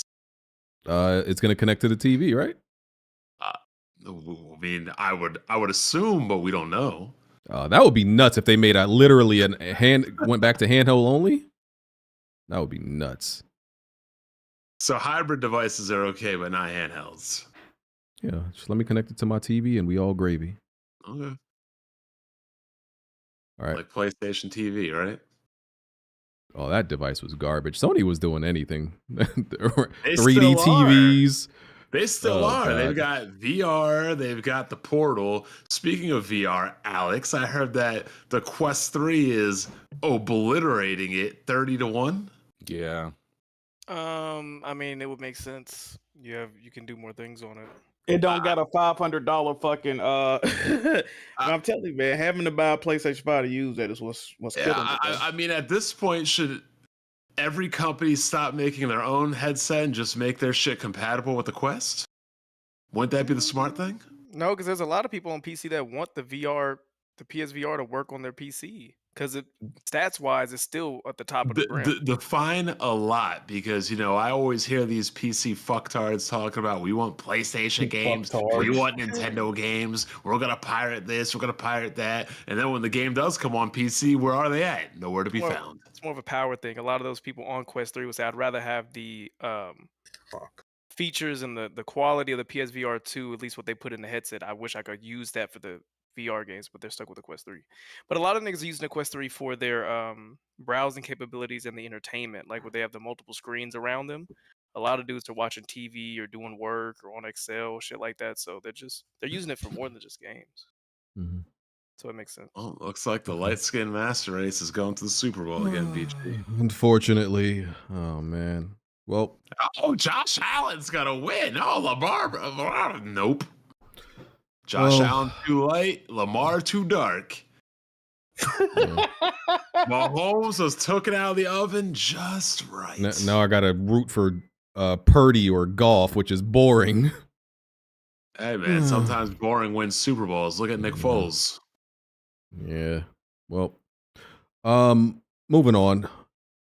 Until Dawn, a remaster is coming to PS5 and PC. Why? Speaking of boring. Wait, why only PS5 and PC? Did PlayStation own that IP? Like I think they do. Yeah, I think they own that IP. Oh, okay. That game sucks. I tried to beat that game. I love Until Dawn. I tried to beat that game twice. Cool. I typically hate sucks. stuff like that, but I enjoyed Until Dawn. All their sequels are VR games, so that's kind of weird. Nah, the Quarry wasn't. That's the same studio, ain't it? But it's not a sequel. They have direct, like the Inpatient is a sequel. Rush of Blood, and I think they got like one more game. They all VR titles though.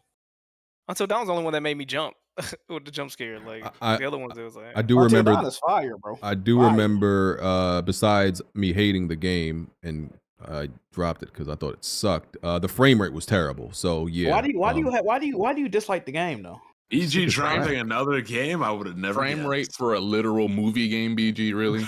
Bro, why do you dislike the game so much? That game's frame rate was terrible. It was literally dropping to felt like 24, and it was just choppy looking. And I just think the game's lame and boring. And ain't the game already like 4K 60 on PS5? I think it's something like that. The problem I got with these new remasters, man, they remastering the game, and these games are already 4K 60 FPS already.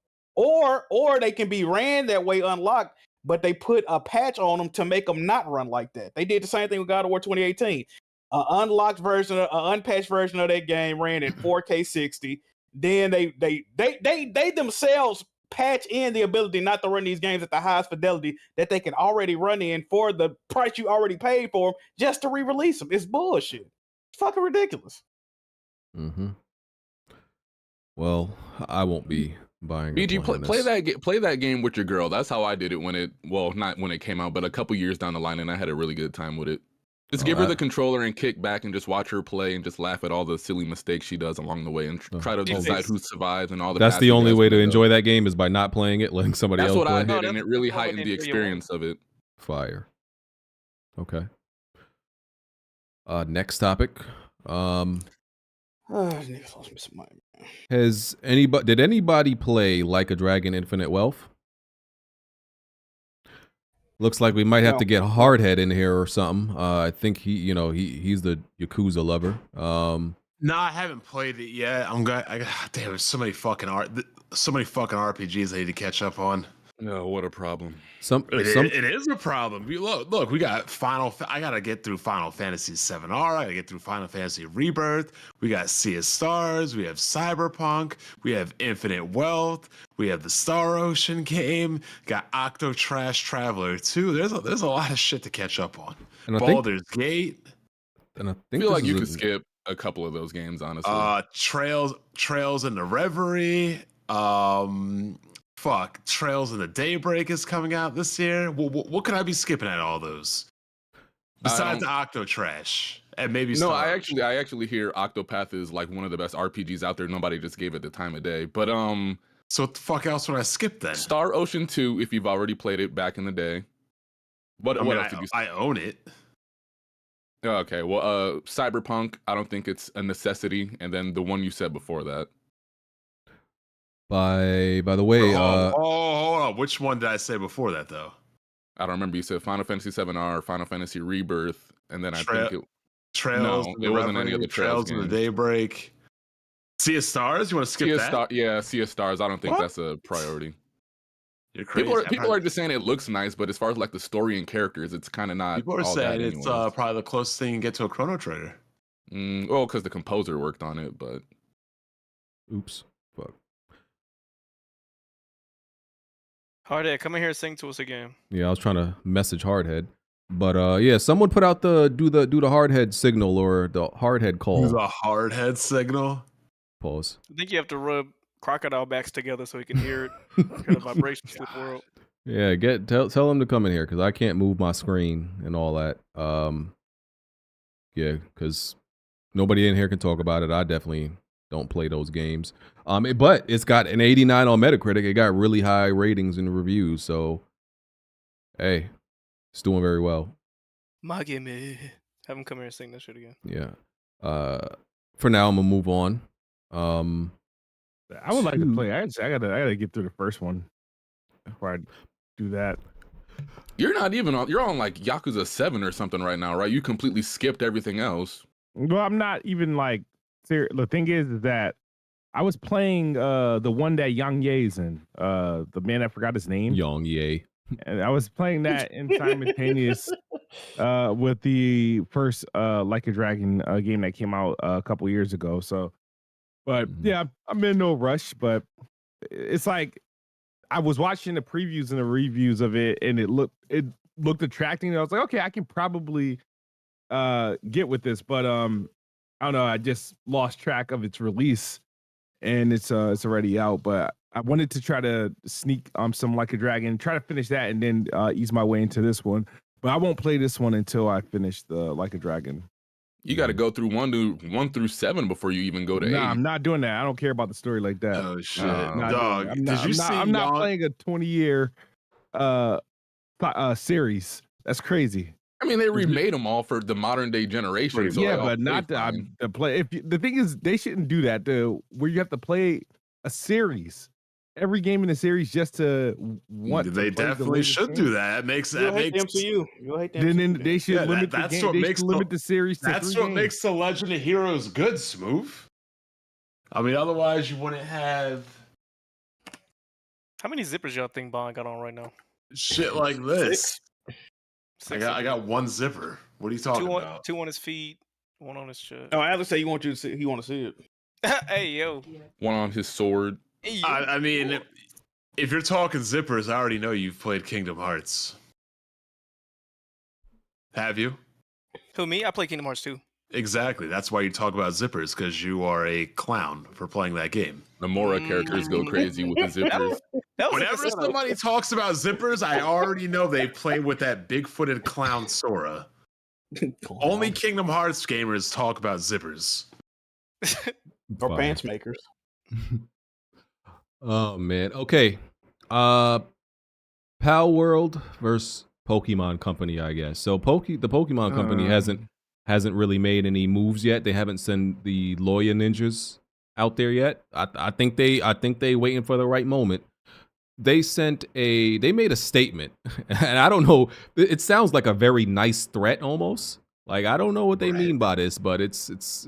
So they said, we have received many inquiries regarding another company's game, released in January 2024. We have not granted any permission for the use of Pokemon intellectual property or assets in that game. We intend to investigate and take appropriate measures to address any acts that infringe on intellectual property related to Pokemon. We will continue to cherish and nurture each Pokemon and its world, and and work to bring the world together through Pokemon in the future. That last sentence, I'm like, it's like they're really trying to be nice while threatening them. That's what it seems like. I don't know. It's weird. It's funny. Should they sue? Because like there's been blatant copies of Eevee and a couple other Pokemon, but Eevee, what's the other one? The blue Pokemon that stand on 2 legs. I forgot what his name is, but like they copied that one. Lucario. Yeah, Lucario. Blatant ripoffs. So I think, listen, I'm not a lawyer, but like I think they probably got a case. I feel like Nintendo lawyers always got a case, no matter what. I'm gonna go first on this one. I want Nintendo to sue the fuck out of this company and win. Not because they did anything right, not because they did anything wrong, not because the game's good, not because the game is bad, but I am tired of fuck nigga mobile game number 46589 being the most popular game out in gaming. This is not like, dog, if you were to tell me a decade ago that this is where gaming is going to be, that this is what people are going to want to play, like all this Roblox and Minecraft and Fortnite, all this dog shit, where back in the day we actually had real multiplayer games, I'm not with it. I hope Nintendo sues the shit out of them. For my own selfish reasons, yes. Blandrew, I'm curious to your thoughts. Look, if people have been hitting me up to asking me what I think about Palworld, as a game, like as a concept, I really don't mind it all that much. To be honest with you, I'm kind of glad Palworld exists because it shows just how much I think PC gamers are frauds and they should not be a fan base that we listen to. I was going to bring that up. Go ahead. Why? No, because elaborate out of curiosity. No, they walk around here like they're these self-righteous, they're all for the better gamer, for the better future. But the only thing that they care about is, like how much can we steal? Like we're currently doing this thing in gaming right now. In gaming right now, to where people are crying about these layoffs. We lost over 5,000 people just this past January, but they're out here supporting a game that was made by AI that stole other people's work. Not only that, debunked though. Yeah, we'll see. Well, I don't know how you could when you see everything else that this game has going in it. Not only that, they'll be the main ones coming out here talking about, don't pre-order games. It's bad for the industry. You can't support a product like that. But they're spending $30 for our game in early access. So this game really just exposes a lot of things that PC gamers say that they care about, when in reality, you know, this game it's just a complete joke. I wish they would show up for games that are actually crafted by people like the Yokai Watch developers, like the people that make Dragon Quest Monsters, like the people Dragon Quest Monsters, my neighbor had that on Game Boy Color. It was a pretty good game. Yeah, Dragon Quest Monsters, Yokai Watch, Ni no Kuni, all these type of monster Shimigami Tensei, all these monster taming games that come out over the years that nobody gives the time of day, that I think are better than the current generation of Pokemon. But nobody wants to support that, but this is the one that they want to get behind. Maybe they're not good games, Blandrew. No, they're great. Dragon Quest Monsters has always been a pretty damn good game. Not as good as Palworld. It's basically Dragon Quest, but with fucking monsters. And with But it's not fun enough. It's not as fun as Palworld. We having fun in Palworld. Have you played Palworld, Blandrew? I would. I'm gonna tell you this right now. I would rather play Metal Gear Solid or Kingdom Hearts over Palworld. Have either of you played Palworld? Have either of you actually played it? Never will. With the exception of Shimigami Tensei 5, Shimigami Tensei has always been a fantastic monster taming series. I'm not playing no Palworld. Are you kidding me? That's what I'm saying. So you just hating. That's all this is hating. Yes, pure hate. I have no interest in it. Coming from a true hater, that's hating. That's all y'all doing is hating. That's true hater. HardHead, no offense, but you have tried to put us on to a lot of games that have otherwise. No, don't say that. Somebody said that in the comments after the last video. I still don't know what the hell y'all talking about. I don't try to put nobody on the Fight Forever. You were hating, getting on me for hating for that. Like, you're a hater. You don't like it. And I was telling you. I didn't gas that game though. I said it was a good game. I'm not out here capping like y'all are for all these other games. No, you were definitely capping on that but game. HardHead, there are definitely, I'm not talking about you, but there are some PC gamers that are literally only playing this game because they feel like they're sticking it to the Pokemon company and Nintendo. Like they're like, ha ha, Nintendo. Like PC gamers that I would never think would be playing this game, right? I'm like, you can't play this game, bro. Like, I understand like the Pokemon games have had some issues, but the Pokemon games, even with their issues, are better than this. The part you gotta understand is most of the people playing these games are Pokemon fans. Most of the people playing Palworld played Pokemon.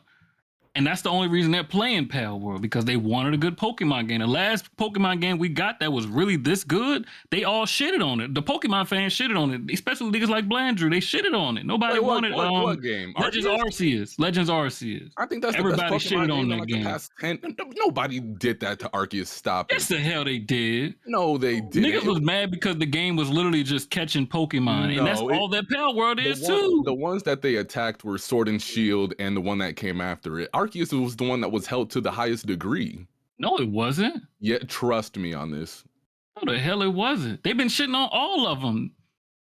Nah, man, I'm telling you, Arceus got its flowers. Sword and Shield, I'll give you that. Okay, so look. You saying if Arceus did get its flowers, like you saying, then what's the issue with Palworld? Because it's literally just Legends Arceus with survival elements. I never said I had an issue with Arceus as a video game concept. No, I'm asking what's your issue with Palworld.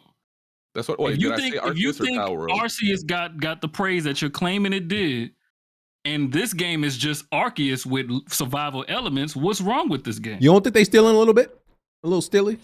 Yeah. No, it's called inspiration. It's the same thing that Pokemon did with Digimon. Just inspiration. No, but if you start taking exact Pokemon designs, I think that's a little klepto. Hey, BG, I got a question. Yeah. How do you feel about the Souls games, where every time one comes out, it's a direct comparison or saying it borrowed this, took that from, like with Liza P. Sure. Y'all touted that it's such a good game because it was so derivative. But are they literally taking assets from Bloodborne and slapping it and just slapping it on and just changing the color? They're not copying pasting bosses in that game. That's a lie, because on Reddit, niggas put side by side of how some of those bosses were not direct. Yeah, but none of the bosses in Liza P look anything like the bosses in So y'all Bloodborne. are saying if the style and the cosmetic of the enemy type is different, then it's cool. It's the fact that it's literally just the Pokemon looking niggas. Y'all don't care about the actual mantra of the game. I think what people are upset about the Palworld, they feel like even though it hasn't been proven, they feel like, all right, it's some AI bullshit and they took the easy cheating way out. And the fact that it feels like the game was done with no effort, and it's not no doing effort, anything. maximum reward, basically. Pretty, yeah. That's the developers. That's all the jealous ass developers on Twitter mad because this game popped off and all these stupid little passion projects don't. Like, hold on. Let me see if I could put up an image of like the fake Lucario and and the real one. Oh, Hold on. Anubis. Yeah, Lucario and Anubis. That's the name of the pair. Anubis. Like, but let me ask this. So, come on, bro. This feel like is I the same kinda get thing. I feel like I get what Alex was about to go with it. So, is Pokemon allowed to exist as a genre? What do you mean? Like if the clones come out, what's wrong with that basically? If they're all clones of Pokemon, isn't that what people want? No, I don't. But the thing is the concept. Like, if the gameplay loop, anybody can make a gameplay loop of like Pokemon, and it just be your own characters and whatnot. Yeah, we had Temtem like a couple years ago. Yeah, Temtem didn't but pop this off one like is this game did. really pushing the boundaries of like, yo, you're like really taking someone else's work.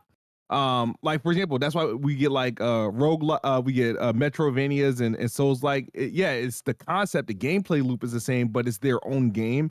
And Palworld is pretty much, I don't know how close it's treading that. It's more so like, hey, you got a modified version of whatever Pokemon, and there's like a couple of them that they put out. I heard they got a modified version of Team Rocket. Art and they got design. a modified version of Team Rocket. Yeah, that is not allegations, HardHead. You can just look at it and tell, like, it's they allegations. No, HardHead, stop this, bro. You can see. Look, this how I'm gonna put it. If you ask me to draw Lucario from memory, and I came out with Anubis, you can't get mad at me for that.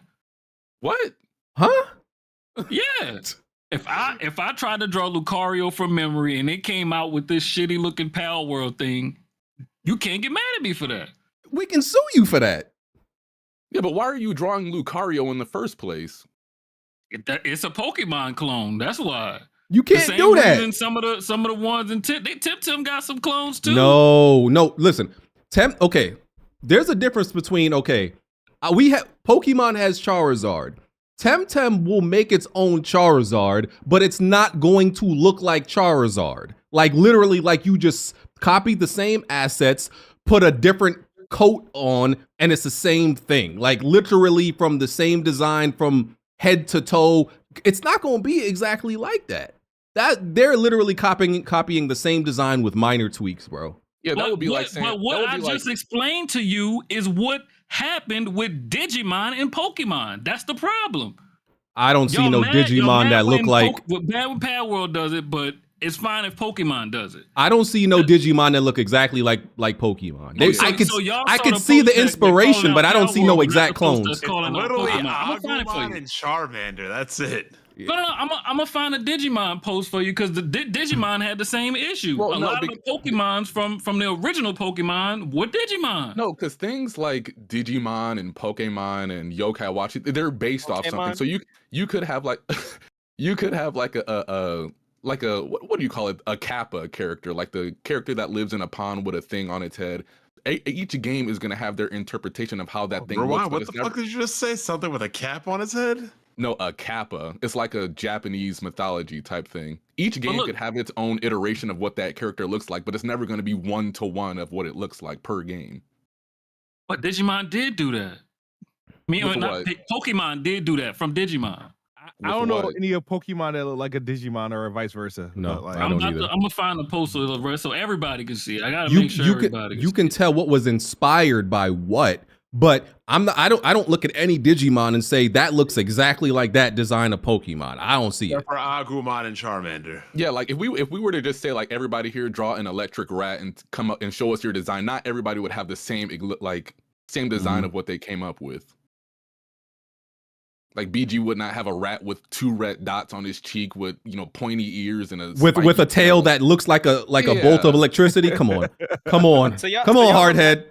Hey, BG, check the thing I just threw in Discord right there, dog. Are y'all mad at the people that's excited to play the game or the developers? Oh, the people. The developers didn't do nothing wrong but try to make money. I'm just tired of all these fucking niggas playing like new fucking nigga game of the week. That's Like I all. said, Like, I'm like, gaming has never been more fad, like ever. It's just, oh, we're gonna play what everybody else is playing. How are y'all mad at the people playing the game when that's the only people that's minding their business in this whole situation? They're definitely not minding their business. They're all over fucking Nintendo I'm only Twitter talking speaking shit. because y'all was in here cap. hating. There's a lot of cap around this A game. lot of for cap. Nah. I'm reasons. only here speaking because y'all was in here hating. Everybody that's playing Palworld is playing Palworld, minding their goddamn business. The only people they're responding to is people going out of their way to try to make them hate on the game. No, I turn on my Twitter, I just see this fucking nigga Alex mobilize the whole entire PC version defense force. Not you, Alex, the white Alex. Oh, the one with the navy green T-shirt. Okay. Yeah. How come that's the only way you describe Alex? That's a very specific way to remember it. That's how he's in my brain now. He just has a navy green T-shirt. Yeah. Alex just like raises his hands, like, what I do? Like, not you. I don't got a dog in the fight. I could care less. I just think I do think it's infringement based on just an eye test, and I think they could get sued. And I'm not gonna be mad if Nintendo wins or just puts them in litigation so long that they just go broke. If that happens, if Nintendo was gonna do something, they would have did it by now. I wouldn't say that. Listen, Nintendo likes this, death by 1,000 strokes.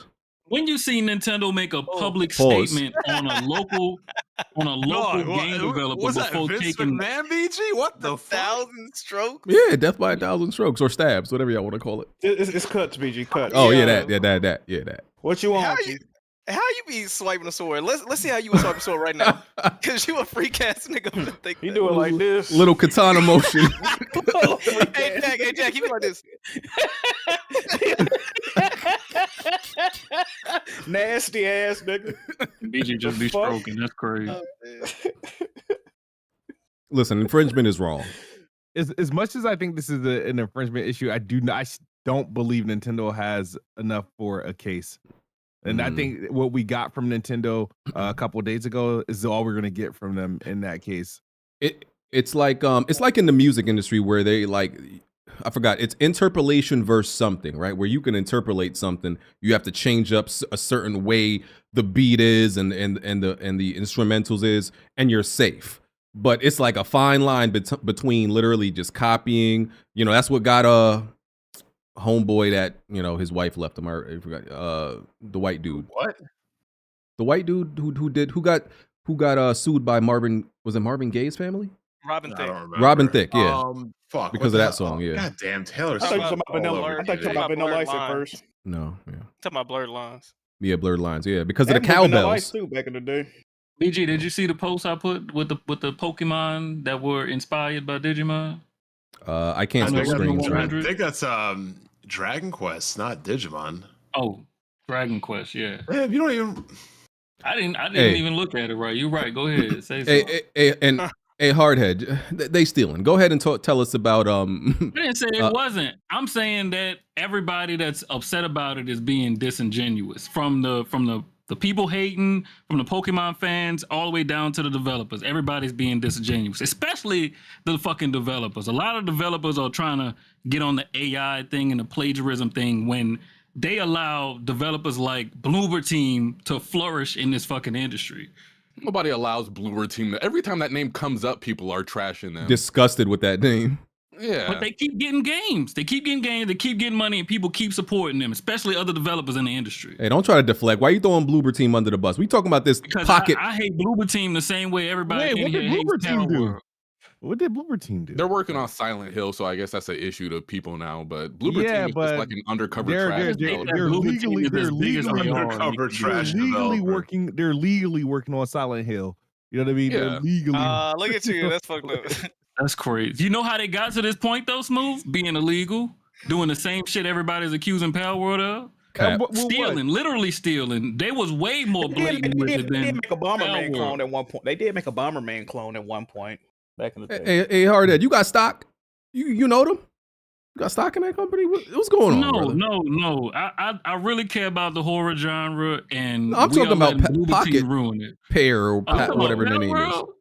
Hey, let me find out they going public. I'm definitely getting money in that. Hey, go ahead, talk to us about Infinite Wealth, man. I haven't played it, man. Oh, what you good for? I just I'm still on 5.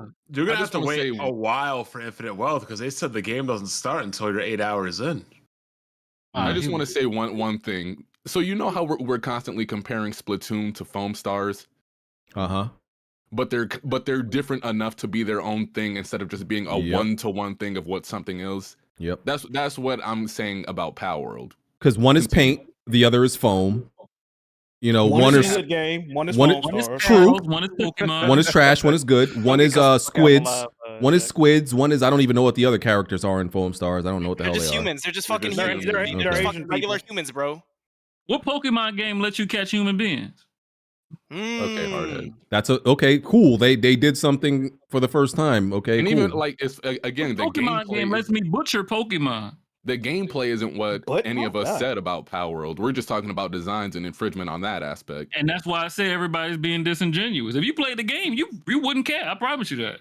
But That shit nobody looks else like in here Ark has played the Survival. game. Every time I see him gameplay, it's like Ark Survival, low-key, mixed with. Let's mix with Pokemon. Exactly what it is. It's just a turn off, man. We got games like Final Fantasy VII Rebirth coming out next month. And niggas are like hype on Palworld. It just does not fucking compute into Well, my if you brain. remember what I said last week, Palworld just came out at a convenient time while we waiting for those games to come out. While I'm waiting on Tekken, Palworld came out, and I enjoyed me some Palworld. But none of y'all played the game at the end of the day. Never will. I'd rather play Kingdom Hearts over Palworld. There are niggas right now having podcasts asking if Palworld is a contender for Game of the Generation. Come on, bro. Generation? Pack it up. I was watching a podcast a couple days ago, and there were niggas arguing its case for being a generational Oh, game. Jazzy, you played Infinite Wealth? No, he played Tekken. Let Yeah, I me make played sure it, he BG. I good. played Infinite Wealth. All right, what are y'all in here got the for? roll to talk. Let me see. Maybe he can't unmute. Don't do that to my good brother Jazzy. Jack. That wasn't me. Look at General Yeah. Chat. They got Have pictures. y'all of talking your about dad. Tekken yet, BG? Just I ask. played Infinite Wealth. That was him. Okay, no. Y'all spoke on Tekken yet, BG? Yeah, we already Yeah, we spoke on on it. that already. Yeah. Oh, okay. Well, I do want to get a little 2-piece in on Tekken while I'm here. Make it quick. Jazzy got his fucking ass beat. That's why my name is I Own Jazzy. I beat that nigga ass, dog. He got perfected and he got no round brown. He got 6-0'd in the whole fucking set. That nigga trash. That sound I beat nasty. the whole Discord except say for 6? Old Man Tick and Breeski. The rest of these niggas ass and dog shit. Hey, hard. you You would've- check General Chat real quick. If you would have Six beat them in him the hole. If you would have beat him 4 more times, he would have been BG. 10-0. Crazy.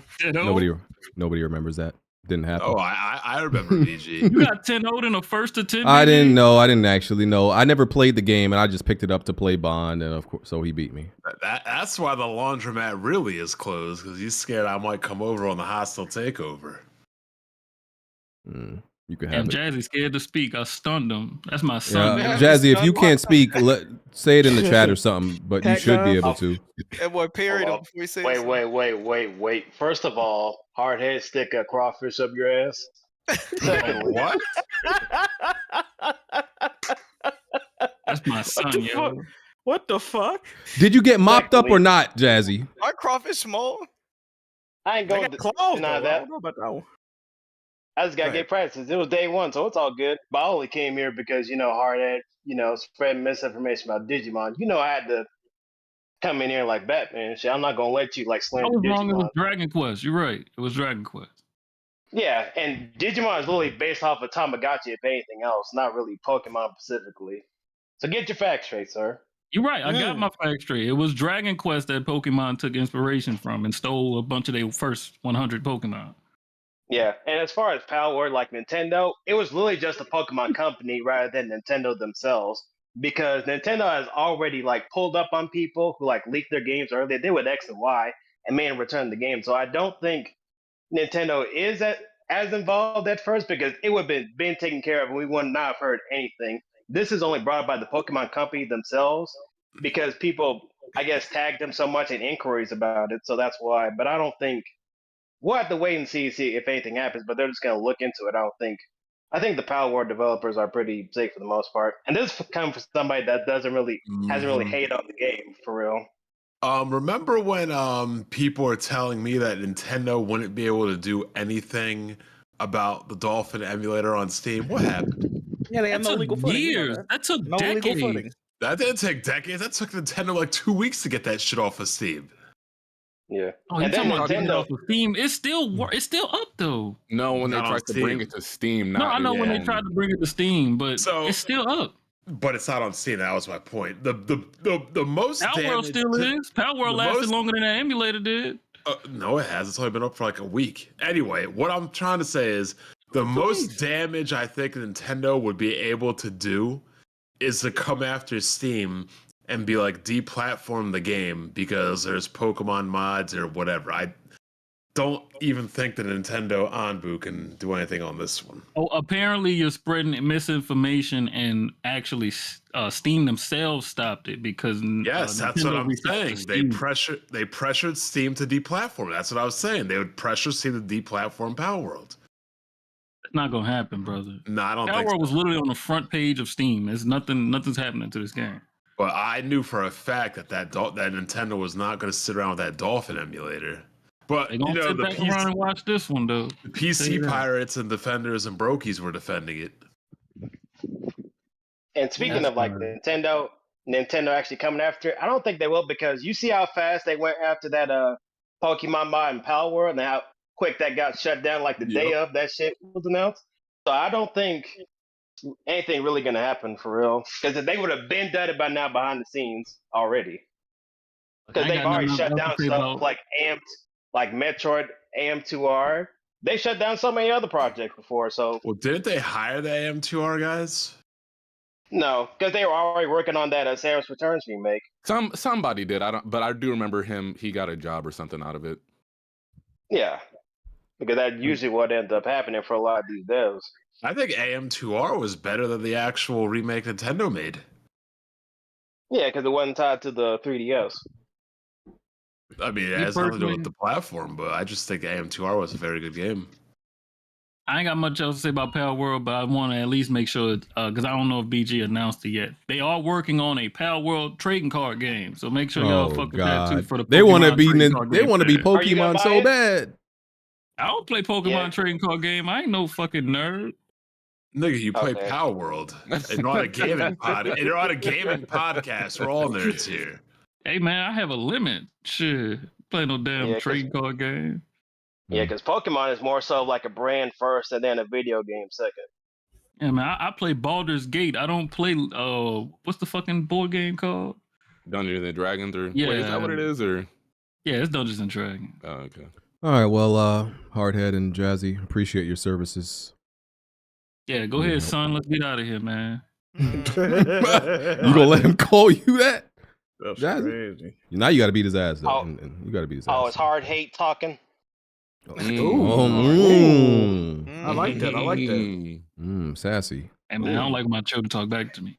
Hey, oh, don't worry. You're going to talk this back in when we get that rematch, sir. Y'all Hey, flirting, what y'all gonna be doing? a first to 10, and I'm willing to bet money I 10 old Jazzy in a first to 10. Let's just say. Oh, he said he put money on this thing. Y'all doing that?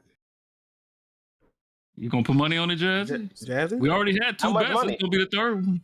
Put money on it on the podcast. How much? He's how much? Put 30 on it. Ooh. Nah, we doing Put 50. 30 on the sir. first to 10. Oh, he said 50. Actually, 50 know on what? the first Fuck to that. 10? Actually, no. Make that $70. Oh nah, you trying to hustle 70? me. You trying to hustle me. Yeah, just Nah. one win and you win, Why you Jazzy. scared? You beat him I'm hard. broke, You already beat him nigga. before. Nah, You gotta do it. You gotta do it like One the King win. of Durant. He said put 70 on it, bro. Nah, I ain't got 70, nigga. We can put 30. I'm broke, nigga. We ain't playing that. You shouldn't have I ain't Hey, the jacking price you. went up, sir. The I ain't price jacking went up, you. sir. You gonna respond to that picture you in the Y'all hood? some high rollers and y'all broke. Facts. Fire. We get out of here, man. All right, yeah, get out of here. All Yeah, back to the lab, bitch. right. Damn. He pulled that bitch out of his back pocket. That was random as hell. Meow. Okay. Let's see. Great What else? topics this week, BG. Great topics. Hey, this is what happened this week, man. Funny enough, we don't got much left. Helldivers 2 next week. What we doing? I mean, I'll be playing it. Fuck Helldivers too. Yeah, facts. $80 for PlayStation Plus just to play that? Absolutely not. I'll be playing it, man. I don't know if Sony Is that cares. a PS Plus game or is that a full buy game? Damn, it's $40. It's like $30 or something.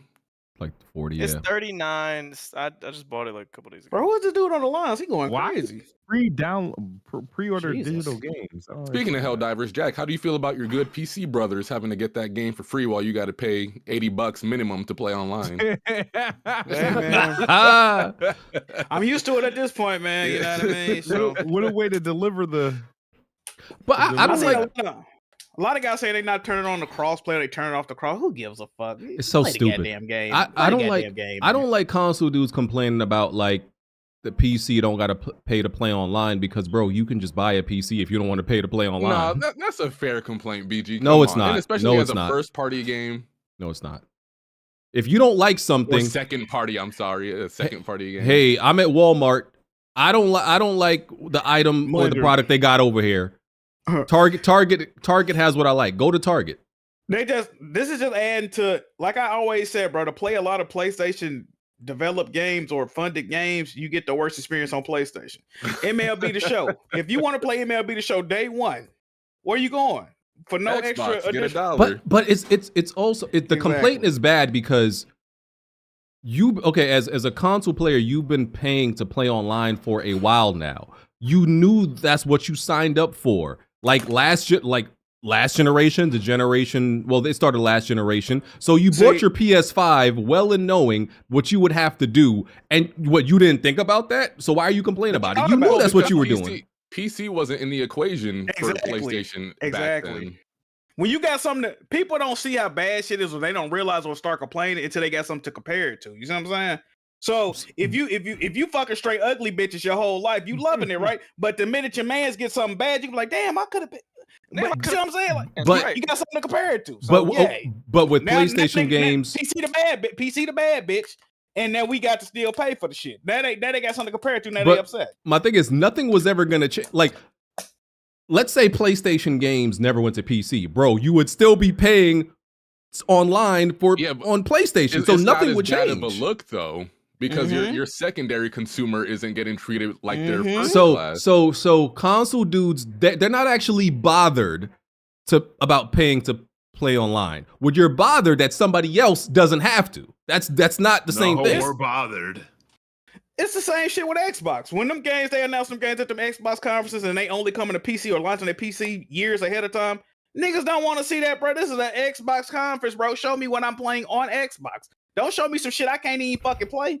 And I done hyped up this conference and tuned in this motherfucker. No. Hey, man. So that's something to compare it to. If that wasn't never in the equation, they wouldn't give a fuck. If it was really that serious, you can go buy a PC. But they said, nah, I don't like PC. You know, I like the ease of turning on my console. It's gross. Don't nobody want to play over there. Okay, well, you got to deal with that. There's pros and cons to everything. You don't like, you know, the hassle of having a PC. You like to just turn on your console because it's convenient. Well, PlayStation likes the convenience of charging you. There you go. That would be like, you know how we make fun of Nintendo for not dropping the prices of their games. If they decide to go to the PC and they're like, hey guys, we're having a holiday sale, $20 for all our first party games, and console guys, no, you're still paying $60 for these games. You don't think that will look crazy? No, that's what you signed up for. That's the ecosystem. Okay, that's how it works. All right. That's how it works, bro. So I don't think you can be mad. That's how the environment on consoles work because it's a closed platform. Everything works different depending on the platform you play on. When you buy it, you sign up for what comes with it. If you don't want it, go to the other platform. Don't complain about it. I mean, come on, man. No more y'all been doing. My issue is y'all been doing it too long to just be complaining about it. You can see why though, right? No. I guess I can see why they complain. I mean, at the same time, I don't really give a fuck. You ain't seen me complain about you. I mean, I know what it is already, but yeah, I can see why Xbox fans are mad that their games are going multi-plat. But for me personally, I don't care. But I completely understand where they're coming from. Hey, man, I'll be playing Helldivers on PC, so I'll be playing Hi-Fi Rush on my Switch. Sorry, kids move. When? I don't know. Might be playing everything on your Switch soon. Oh, facts. I don't know if we have much to say about this. Sony CEO Yoshida on gaming subscription models. People usually play one game at a time, so an all-you-can-eat type of game service may not be valuable compared to video streaming services.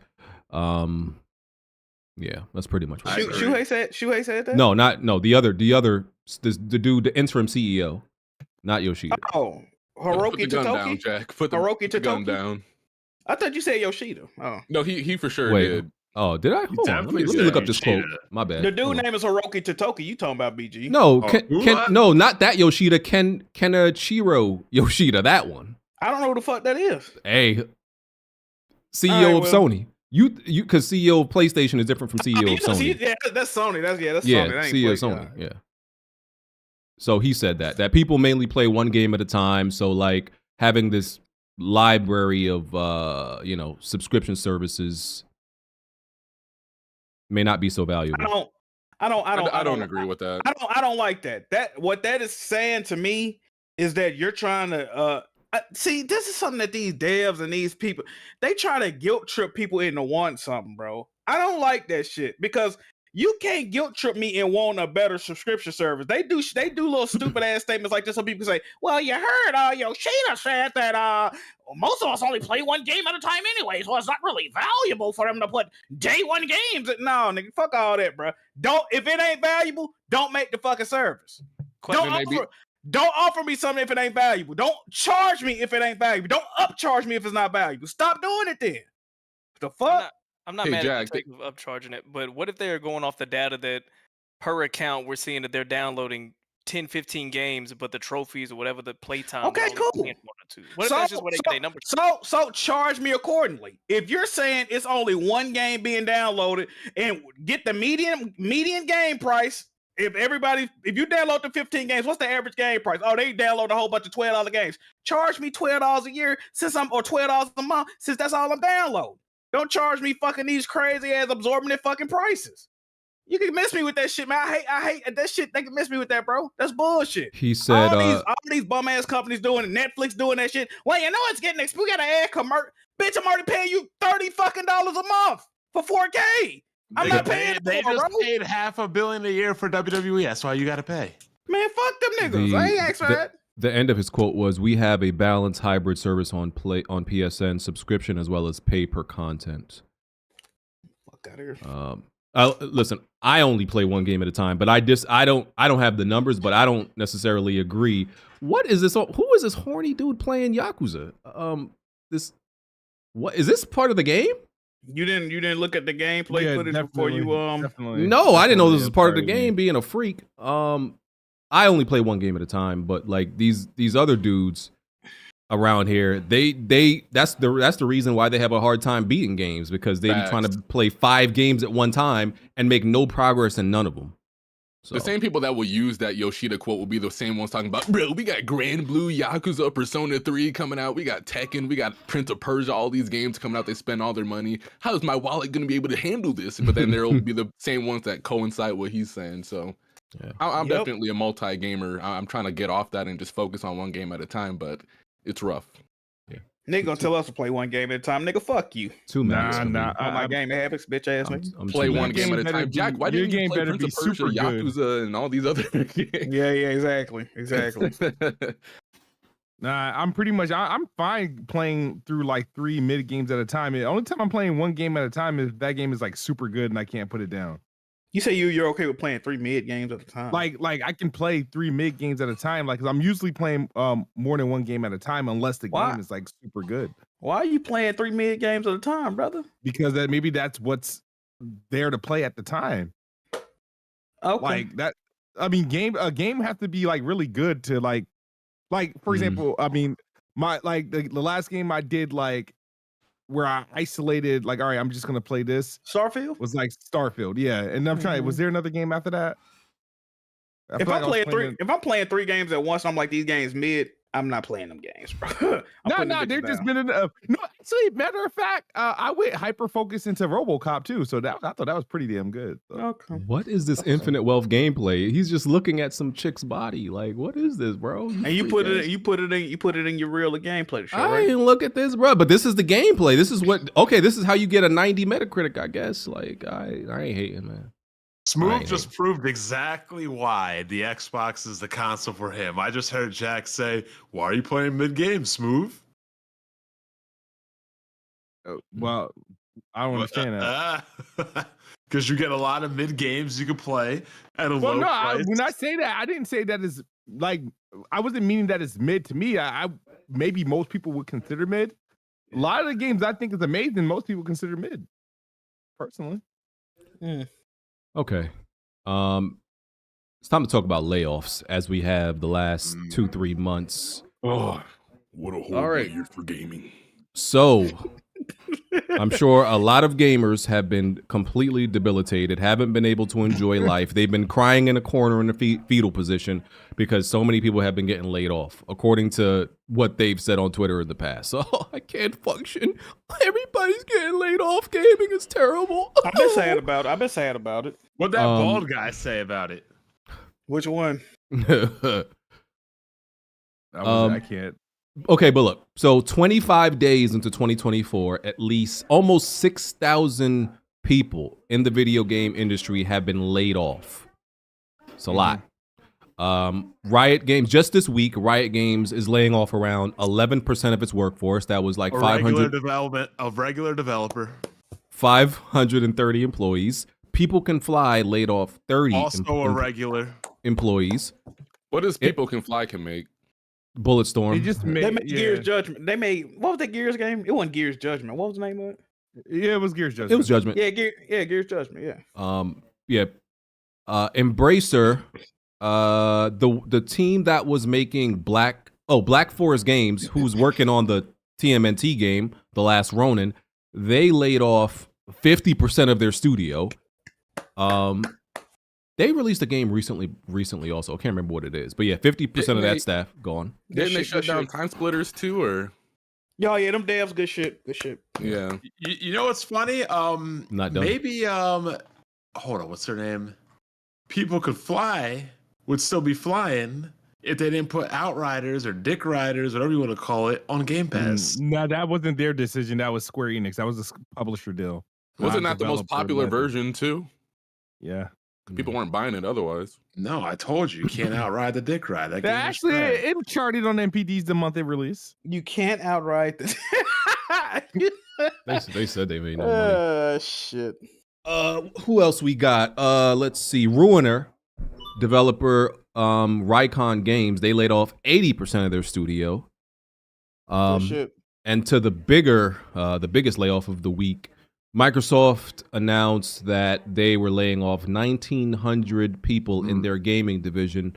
Sledgehammer Games lost 30% of its staff. High Moon Studios lost a little bit over 10%. Toys for Bob, 30%. And yeah, Treyarch, Infinity Ward, Raven, Solid State Studios, Beanox, Demonware, also all of them had layoffs. Those are pretty much all Call of Duty teams, I think. Yeah. What would never happen under that man? Blizzard. Blizzard president Mike Ybarra, he was previously at Xbox. He left to go to Blizzard. Now, he's announced that he's leaving Blizzard. Matt Booty said that Mike is choosing to leave on his own, volition. He's not laid off. He's just choosing to leave. Jason Schreier said that is strange because he said he spoke to Mike Ybarra in November. And he said he wanted to stay for the long haul. He had no intention of leaving. I believe Matt Booty. I don't believe Picklehead Schreier. What Jason Schreier do? You don't believe that man told him that? You think he lying? No. Because I don't think they would publicly say it, knowing that any of them can just come out and just tell the truth of what happened. Especially when I think Ybarra got smoked with Microsoft execs. So it would be no reason for him to lie or say that. Oh, he left on his own. Or that to say that he left on his own volition, and then Mike Ybarra hint to like Jason Schreier some months ago, like, hey, I want to stay for the long haul. But the thing is, Ybarra left Microsoft after all these years, and then went to Blizzard, and then one of the first things he does is leave after the deal closes. Again, I don't believe he was laid off. No, but Jason isn't saying he was laid off. He's just saying it's strange. He's saying it's strange that after he told me he intended to stay a long time, now he's leaving. So I intend to be a millionaire. Oh, okay. Hey, you got it, Smooth. Blizzard Chief Design Officer Alan Adam also left. And their previously announced survival game, codename Odyssey, was canceled. That game was in development for 6 years. Hey, gaming industry lit, man. I just made a video on this. They canceled the game 6 years in development to put them on a brand new project that looks promising. Absolute insanity. Hey, man. Yeah. All this is good news. I don't see what the bad news is, man. Microsoft. Nintendo can, I'm sorry, Microsoft cannot manage shit. Microsoft didn't own Activision Blizzard for 6 years. Hold on, Microsoft, I just want to get this last part out there. They also shut down the physical games department. They shut down that department dedicated to bringing Xbox games to physical retail. So yeah, that digital only future, that's probably going to be very real pretty soon. Yeah, just for context, in 2023, as far as retail sales go, over 50% were Nintendo Switch. PlayStation was around 40%, and Xbox was about 10%. So that's all the news of the layoffs. Awesome. All right. Man, I heard when they spent $70 billion, they're gonna have all these develop. It's crazy how they're downsizing, yet they can't produce shit. At the time that they announced the acquisition of Activision Blizzard, they all had like around 9,000 employees. By the time the deal closed, they had 17,000. So, yeah. Is he fighting Abigail on screen right now? I'm sorry, Abigail. Go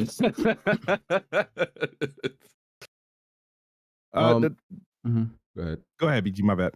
No, I mean, look, I was going to say everybody's doing layoffs. So this is partly to do with the consolidation, the merger, because that's what happens when you have huge mergers. No. Hold up. You can't consolidate developers. These niggas aren't making good games. What are you consolidating? What I'm saying is, when you merge two giant entities, you're gonna get, as Phil Spencer called it, overlap, right? You're gonna get, you're buying some stuff you don't want. That's what happens. When you make an acquisition, you're not buying everything you actually want. You're just taking it with the acquisition. So later on, you may have to get rid of some people, get rid of some property, get rid of whatever that you don't want. That's fluff.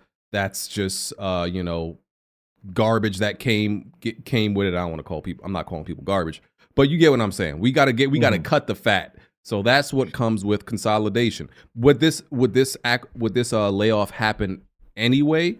If they, probably not 1,900 people, because some people, probably more. Because they did layoffs last year, and that had nothing to do with the acquisition. But the 1,900 specifically in the gaming division is clearly doing part of the acquisition. Got to get rid of the overlap, the redundancy, and all of that stuff. Me personally, I'm not blaming Microsoft for this, because I think that just comes with any acquisition of this size, the biggest one we've seen in the gaming industry ever. So, yeah, shit happens, I guess. But I will say, people who were like, oh yeah, acquisition, yeah, buy everything. The people who want Microsoft to literally buy everything in sight, who think that's a solution for everything, they don't be thinking about this part of it. People will get fired and laid off. Yeah, but they own Crash now, BG. Yeah, I know they own all we have all these IPs, but then they lay everybody off so they can't work on them. I'm gonna say it again. For those people who think they're getting revival of those dormant IPs, you're not getting none of that. I said that when the acquisition happened. I'm telling y'all again, y'all are getting Call of Duty. More of it. So I'm not getting Tenchu and Prototype and all these other... No, you're not getting Prototype 3. No. I'm sorry. I don't know, BG. They left on a cliffhanger. They can't do that to me. They're required now. They got to... Like, come on, bro. Oh, man. I'm going to say this, man. Shout out to all the people that took it hard. Shout out to everybody that has to reserve... the fuck did we know? What? Huh? I took it hard. They took it real bad. They took these things really bad. Nah, the thing is that shout out to everybody who has to reserve emotions for strangers, because this happens every January. Like this happens every January, especially at Microsoft. Last January, 10,000 people across Microsoft got laid off. January 15th, 2023. And yeah, people and people was like, oh my god, and they're trying to close this Activision deal for $70 billion, and they're firing all these people. You got $70 billion. Won't you pay the people? Because that's how business works or so. But the thing is that my thing is every week since we've been back, a news bit has been dedicated to layoffs. For the last how long we've been back? 3-4 weeks? Every episode we had a layoff session. Every day, I don't know if it's Bond or BG or Jack Move, somebody links a layoff into our inbox. News of a new layoff. It's like, but why is it this news, the only layoff that of all the layoff that happened, this one has to stop the earth from spinning for a day? And it's like, I don't see Nintendo laying people off. Nintendo ain't acquired nobody right now, and Nintendo's fine, but everybody else is laying people off. So Microsoft's not fine? My thing is they're one companies as big as Microsoft lay people off every year. It just happens. You had what they were expected to lay off, and then you have whatever they needed to do after this acquisition, because not everybody was intended to stay. So the thing is that this is not a shock or surprise or, oh my God, the ship is a sinking type of layoff. This was expected. It's just their timing is horrible. You know, the timing is horrible when you announce that you crossed a $3 trillion worth, and that'd be, I would say, yeah, the timing is horrible. And job loss is being announced on Twitter instead of actually via the company. Well, that's due to people like Jason Schreier and all these superstar journalists who want to get the news out. No, why are people in the company telling Schreier? That's my point. Why aren't they waiting? Yeah, somebody said they reached out to Jason Schreier to see if he got fired or something. So I don't know. Fire. I mean, shit, but Jason Schreier was talking about you, Blanche. We ain't know if you were coming back. Facts. My thing is that a lot of these people in real life, the people I was seeing on Twitter, all this shit that they were talking as if they want me to care, right? A lot of people in real life have no reaction to when their friends and family get fired or lay off. No reaction at all. Have no reaction. I've seen people and witnessed people like lose their job, and everybody around like, oh man, that sucks, man. No, good luck. You know, give me your resume. I'll try to help you out. That's actually funny. That's rough, all they get. I'll catch you guys later. My brother is here. I gotta help him with some shit. All right, brother. But let Microsoft play somebody off. Oh my God, we do something. This is horrible. This is devastating. Yet they literally have friends and family that get laid off and have no reaction. They don't even give them that's crazy. They don't do none of that. Oh, that's crazy. Let their favorite dev get fired. They ain't never heard this nigga before. They cried on the timeline. This shit crazy, man. Well, to be fair, Smooth, you know, when you're a big deal and the center of attention, you can't choose to be the center of attention for negativity or positivity. So yeah, Microsoft is going to be in the news when it's something positive, sometimes, not all the time. And when it's something negative, you're going to be the core part of the news also. So it's the same thing with with PlayStation, with the Bungie layoffs. It was the same thing. They were the center of attention. It was the biggest news item during that time, missing their revenue target by 50%. So it works. That's how it works. It works both ways. So it is. Can I just say something? Because real quick, developers have been having layoffs every week, but nobody really cares. Like Rycon Games laid off. Okay, I don't even know who that is. People Can Fly. Like, when's the last time they did anything relevant? We don't care. Microsoft, that's a big name. You laying off 2,000 people? We talking about it. Just saying. Yeah, I mean, but the thing is, then why doesn't it work the same even on the journalist side? Because this is all the other news were all gaming related. And even the journalists they're reporting kind of got different on the layoff. Like, oh, this is the biggest. And the crazy thing is, I know this is going to sound really petty of me, right? But a Microsoft layoff represented, I think, around 8% of the workforce. They have 22,000, and so they still have 22,000. I think they said after they laid off this 2,000, or it's 2,000 out of that. I can't remember which way it goes, but yeah, they still have a huge workforce. And Phil Spencer, he not slick. The way he worded it was to soften the blow. He was literally saying, hey, yeah, we laid off 2,000 of y'all, but we still employ like 20,000 people. So I'm not mad at that PR spin he tried to do, but it's a PR spin. Not mad at it. No, but the thing is, a lot of the other studios were hit when you compare it to like the size of all the other development teams and studios and stuff, they were hitting like anywhere from 20 to 80% of their workforce. This is nowhere near close. I know Microsoft is a bigger company, so the numbers aren't going to match up, but the impact will be different from all the other layoffs because they probably have more important roles to lay people off at those other companies. Microsoft, I'm not going to say not so much. Blandrew, what were you going to say? No, people kept bringing up Nintendo. Like, I was watching a video on this from Good Vibes Gaming. Essentially, they said there's protection laws in Japan to where you can't just fire people just to fire them. You have to have like a really good reason, and even then, you still might not be able to fire them. That person could take you or that company to court. So you won't hear a lot of firings from Nintendo, like Bandai Namco, Capcom. But when you do hear stuff from like Square Enix when they do let off people, it's from like their Western branches. So that's why they got rid of all those studios. But they have a lot of people that have been there for like 30, 40, 50 years within those companies because one, they just treat them well, and two, they can't just get rid of them unless they have a very good reason as to why they're getting rid of them. Like they just don't show up to work. They've been stealing from the company or something like that. Yeah. Sorry, their executives in Japan also get paid like a fraction of what the executives out here get paid. Like they were showing like Phil Spencer gets like anywhere from $5 to $7 million a year. Activision Blizzard presidents get like 10+ million a year, whereas Nintendo, like Miyamoto, their president and all that, they all only get like 1 million to 2-3 million a year. So even the big wigs down there don't get paid what the minimum of a lot of these Western studios get paid.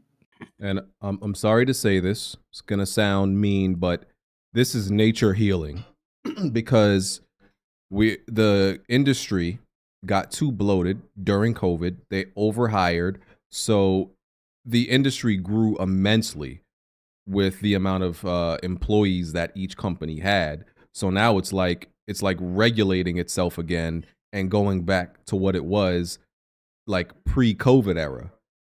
Because like that overhiring and acquisitions and whatever caused it, because there's different reasons why a lot of these companies are doing layoffs. But ultimately, I think this will be a good thing for the industry. It's nature healing. It should have never gotten this bloated. Y'all should have never had this many employees. It should have never like ballooned this far. So I think overall, once everything settles, it'll probably be better for gaming. Sorry to the people who got laid off, but let me just tell y'all, as somebody who's been laid off before, it ain't that bad. I'm sorry. You can't say sorry and then say but right after that. It ain't that bad once you get your other job, nigga. It's that in between time of searching. So, and it depends on how you get laid off. Like, to be fair, they gave me like 3 months notice. They gave me 3 months notice, and they gave me like 3-4 months lump sum money for what I would have made for that time period. Like Riot Games, I think they said they're giving people who were laid off like 6 months of their check. That's great. I got like 3 or 4 months, and I had medical coverage that whole time. And like I said, I had 3 months to also look for new employment. So during that time, while I was waiting to be laid off, I didn't have to do no work. They were literally just paying me, and then paying me to do nothing, and then I got a lump sum at the end. And like what I'm trying to say is they don't just throw you out on the street. Trying to flex on us. You say? No, I'm saying like most of these companies are not just throwing you out on the street with nothing. And I believe that a lot of these people's resume will be impressive enough that they will be able to, as Jack says, land on their feet, right? Land on their feet. Also, a lot of them have job placement programs. So they help you, especially a company like Microsoft, bro. They're going to help you every way they can. The richest country in the world, and they got to lay people out, bro. Them people are fine. And then what Mike Ybarra said, I'm going to go travel the world. Bro, it's not them. Yeah. It's volatile, though. This is a volatile industry. It is commonly known amongst people that don't make games. A lot of these developers lay off people, especially if you don't have a current project. They're going to fucking fire you. It is what it is. Go get another job, nigga. I'm sorry. I don't know what to tell them. Listen, I hope you land on your feet. That's right. Yeah, it's... My heart goes out to you. Yeah. Yeah, the industry, I would never... It's funny. I wouldn't mind a job like where maybe I had to like talk about games like what we do here, right?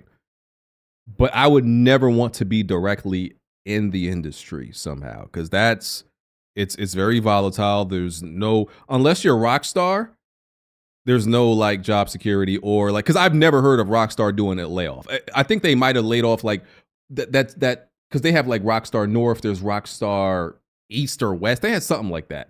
The ones who made LA Noire, those were like, that was a different studio. I think they might have Team Bandai. Yeah, I think they might have got laid off. But aside from them, you never hear nothing about like a layoff from Rockstar or Take-Two. I feel like Rockstar just take niggas in the back and put one in between their eyes. Like they just got a barrier plot back. And you just never hear from them again? Hey man, you no longer need to make it to go. Make it a side mission in the next game. You know what's going on, man. Go head out, bro. Hey BG, let me ask you something. Mm-hmm. Do you think we as Black people are just more prone to, I guess, like lack of empathy in situations like this? Or because I'm noticing like a trend where unless you're like an industry Black individual, a lot of us really don't care. It's just like, whatever, they'll be fine. But a lot of our suburban counterparts are pretty upset by this. That's because we didn't had years of sleeping on the floor and eating crackers for dinner. Nigga, like burnt bologna sandwiches. Nigga, we don't give a fuck about nigga. I'm eating Fritos for dinner. Then like, fuck is you talking about? Laying on my feet, nigga. Yeah, we're always told to pick ourselves up by the bootstraps. Yeah, and all man. Stuff, so. I think we deal a little bit more in reality where in nobody is coming to help you.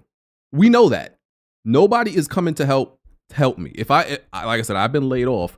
I didn't go and announce it on Twitter. I didn't even tell y'all. Y'all never knew this, right? I never told any, because what are y'all gonna do to help me?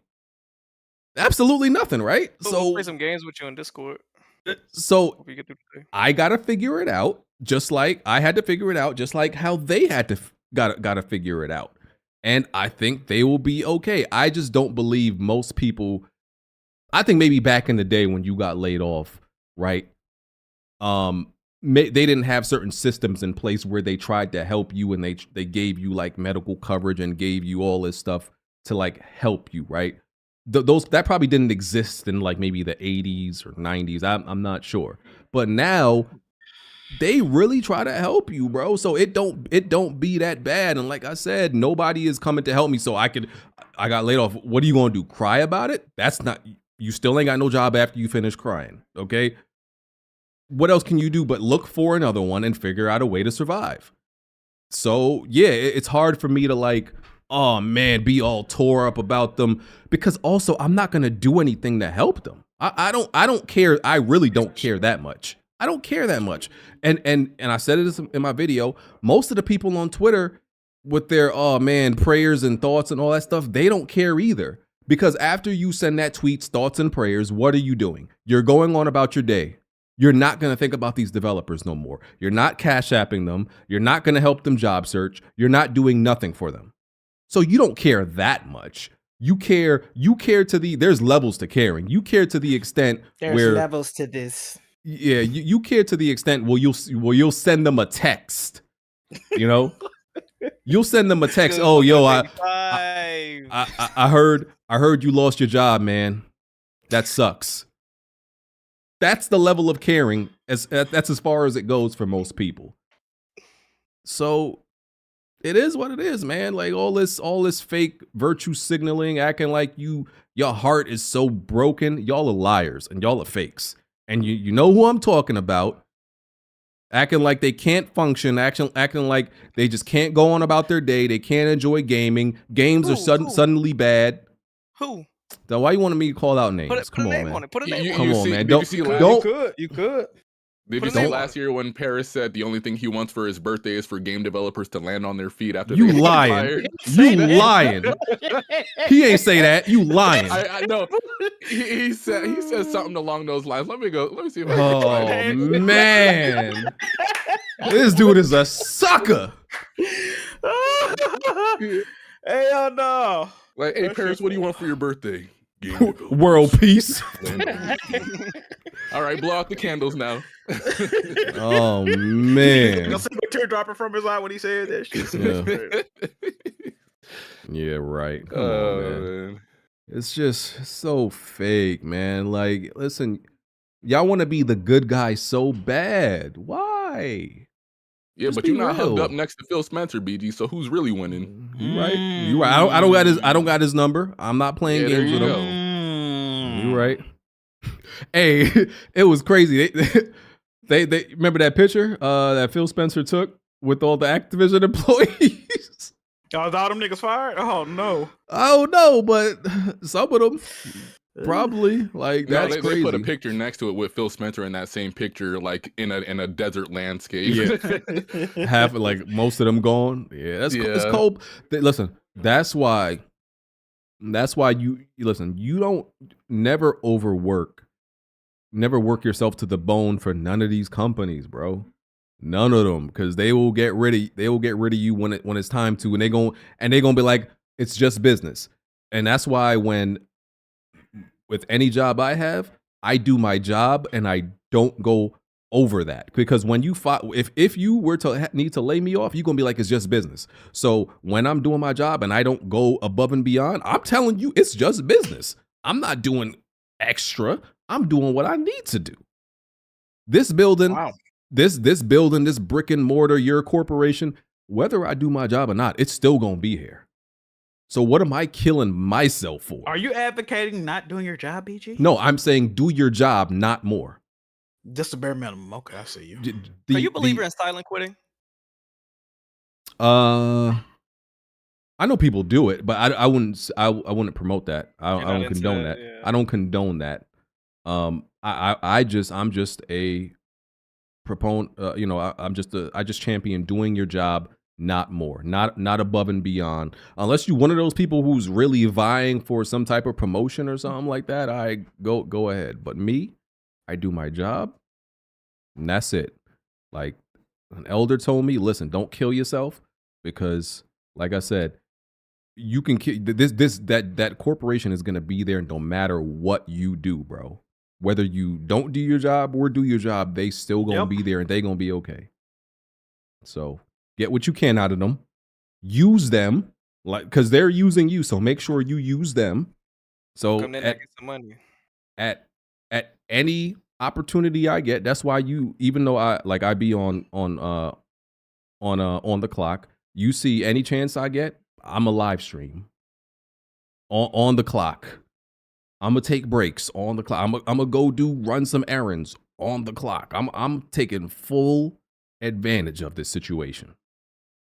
Let me go ahead and clip that up real quick. SMH. Just saying. Great podcast, BG. Yes, sir. Thoughts and prayers. Hope everybody lands on their feet and Absolutely, man. Stuff world out there, brother. What company do y'all want to fire people? What developers do said what? y'all want them to get rid of folks? I wouldn't mind Shuhei Yoshida getting fired. I would like a restructuring of PlayStation. Honestly, we're kind of seeing that, but yeah, I'm still hoping for media. Listen, I think it's still possible that Media Molecule shuts down this year. I think it's very possible. Oh my God. I wouldn't give a fuck. I ain't gonna lie to you. I think it's I already very said they're next on the chopping block like a year or two ago. Yeah, I think so. I think because they're working on a new game, as they said, but I think that, you know, because a bunch of studios get shut down while they're working on a new game. I think that's the next PlayStation announcement. I don't see how Media Molecule is a profitable developer though. They showed Dreams originally when they announced the PS4, and it didn't come out until like the year they was phasing out the fuck. Like, nah, man, they not. I don't understand how they still in business to begin with, bro. Mm-hmm. And Dreams was a fucking flop. All their games is fucking like, bro. All their games flopped low key, bro. Like Tearaway, that shit flopped. They remastered it and fucking flopped again. Like, get the fuck out of here, bro. Like, nah, man. Yeah. Get him out of here, dog. PlayStation will probably announce some layoffs because so this isn't a Microsoft only thing. They're probably gonna announce like at least nothing major like 1900 because they haven't. You saw the internal documents. They wanted to lay off people at Insomniac. Their most fucking. They put out the most games. Like they want to lay people off at Insomniac. So if they ain't safe, ain't none of these motherfuckers safe, man. That's what you guys know. That's it. Yeah. And I mean, people be. I think Jeff Grubb did say there's going to be another state of play, but like, bro, it's going to be another third-party state of play. I feel like they've had like 4 third-party state of plays in a row. BG, this is what we got to do, brother. You know, now the new rule is if it's only on PlayStation or if it's a console exclusive on PlayStation first, it's considered a first-party game, brother. That's what we doing now. You know that. Come on now. Oh, brother. Are you talking about this shit Rand tweeted out? I didn't even see that, but I about damn, it was in Blaze Discord, bro. Rand just tweeted that shit out. Let me read some super Hey Jack, chats. I remember fighting. I remember fighting to keep E3 alive, and your PlayStation brothers, they didn't take too kindly to that. They said they had PlayStation Experience, State of Play, PlayStation Showcases. How have shows been for you post E3? Oh, but we should have listened, bro. Would anything change though? What if they did the same thing, just showed third party? No, I mean, at least PlayStation puts forth an effort at E3. They want to win, so they try to show their best cards there. This is what Rand tweeted out earlier today before the podcast. He said, "State of Play coming around January 31st, which would be in the next 3 days." He says, "Rise of the Ronin, Death Stranding 2, Final Fantasy 7 Rebirth, Sonic Generations Remaster, Silent Hill 2."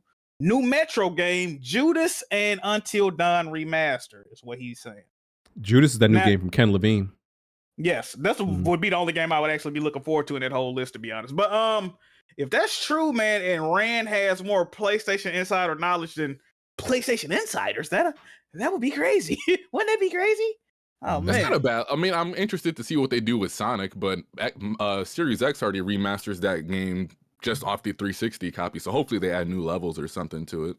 I would only care about just seeing Judas if they showing some gameplay of that. Other than that, bro, yeah. I mean, at least they showing something. I can't be mad at that. At least they'll be showing. If that's real, I would be happy. You know what I mean? Like, goddamn. Yeah. Let me read some super chats. The Brandalorian, my brothers and sisters, you are now watching WWP, so just forget about the chores you're supposed to do. Get your Kool-Aid, fried chicken, popcorn. Get whatever you may need. Tried to do my best gamer impression. It was really good. That last part, I was feeling it. You know, I mean, I've been hearing it long enough. I thought you were singing the Keenan Kel theme song at first. Okay. Yeah. Shout out to Gamer. He was in my stream the other day, watching me rage at No Return Jack. I'm telling you, you need to play this, dog. I be in some of your streams. You be getting your shit rock, BG. God, bro. You're like, she's one shot, bro. She's one shot, and they fucking grabbed me, man. Bro, no, because dog. When you play on Grounded, a lot of like the flaws in all of these games really show up when you play on the hardest difficulty, because they don't be testing the hardest difficulty like they do the other difficulties like that, bro. They probably I feel like they really game test on like probably normal, maybe hard, and like whatever happens on the hardest difficulty happens. Because I'm telling you, like, there's some busted stuff. I've actually never played Grounded on Last of Us 2. By the time they patched that in, I was already done with the game. Really? Yeah, I never played the Grounded mode. Hey, but Survivor though, that's probably some of the most fun I had gaming in the past. Man, I don't even remember, bro. In a minute. That shit was great. Speaking of streaming, Jack, can you please be done with Alan Wake 2 already? Yeah. I'm so tired of coming to your streams and seeing like a 90% dark screen with a flashlight in the middle. I want you to, play. I'm trying to beat the game, Blandrew. Every time I stream the game, recently, they'll be like, you at the end, right? I'm like, oh, word. Yeah, you'll be able to beat it. Just stream. Say less. I stream for 5 hours. I'm not at the fucking end. Next day, same shit. Like Alex told me 3 fucking streams ago, I was at the end. He's like, you ain't. His exact words was, "Yeah, your next stream ain't gonna have to be 5 hours, Jack. You good? Nigga, I done streamed like 7 hours since then." When you streamed and I was watching your part, I remember I went, "Oh, when I got to that, I beat the game that night." That game long, Your bro. issue is that you didn't do no Alan Wake missions, my nigga. You had to go do a whole part of Alan Wake chapter. You supposed to do both at the same time. See, I wasn't switching back and forth between the characters, so I beat all Saga shit. Then I'm beating all Alan. Cause That's your problem. I'm watching your shit. I'm like, oh, he sit there. He saw that with Saga, so that means his Alan Wake should also be right here. That's but look, this what the dev said, right? They was like, you can either play the game the way it is naturally, or you can switch back and forth on your own. I'm playing the shit the way it was naturally. Well, clearly I shouldn't have did that, because now I'm just, come on, man. They bugging, bro. They bugging. I already beat all Saga shit. Eli, Tom Henderson's last tweet, he validating the SOP. What's SOP? State of play, brother. State of play. State of play. Okay. My bad. Gamer over here. Yeah. You said he verified it? Yeah, they said he validated it. So we getting the announcement tomorrow then, if it's going to be Thursday. I think that's going to be a good state of play then. Okay.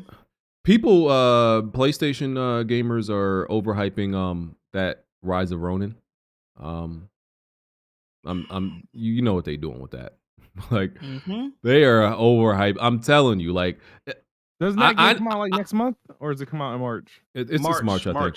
I want to see how many of them played Neo, because that's what that game, or Wolong. I'm telling you, that's what that game is. It's just a sequel to Wolong and Neo. You don't think it's closer to Ghost? You don't think it's closer to... No, I don't. I think that's. I think it's just a little bit of a spin-off, slightly different than Neo or Wolong, and I don't think a lot of them played it.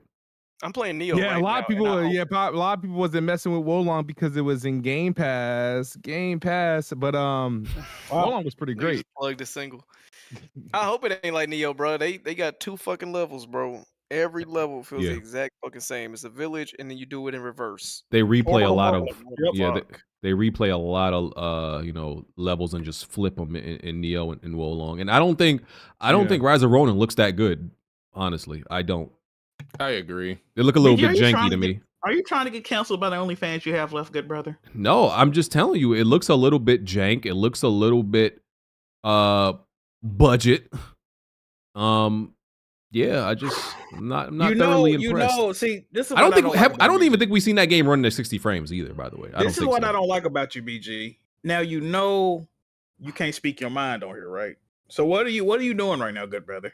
You're ruining your image. Don't do this. I'm just saying, Rise of Ronin. I don't know why y'all hyping that so much. Yeah, because people are acting like it is Ghost-like, and I'm like, no, it's. I don't think that game is gonna be Ghost-like. Put some respect on Ghost. Y'all overhype Ghost too, but put some respect on Ghost. It's not on that level. I might be Ghost-like when that motherfucker come out. If you catch what I'm saying. Yeah, you fuck with that. Hey, Alex, you ain't going to invite him to the Jiggy League? What you doing? No, he's pissing me off. No. Oh man! Remember, Jack was one of the biggest detractors of Ghost when it was coming out. I was, man. I actually got gifted that game, man. Shout out to Red Pig and E-Rock. Good game, bro. That's fucking me up. I'm playing Neo and Ghost at the same time, and nigga, I keep jumping everywhere because on Neo X is the sprint button. I'm getting fucked up. Why would you play them games at the same time? My masochist, I guess. Play one game at a time to beat it. War Machine Guy. Tekken 8 is fire, especially the story mode when you get to the end. I can say what's my favorite Tekken game. It would be Tekken 6, 10 out of 10. Okay. Voodoo Vic. Kid Smooth is the Carlton of the podcast. What the hell? What does that mean? Not sure. What do you have Carlton on right Banks? now? What does that mean? Do this real quick to see if you actually do that. I think he's saying you're kind of a.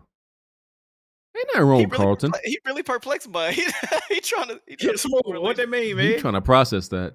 It's kind of. I think he's calling you a dweeb or a dork. I don't know what that Can you do the Carlton dance though?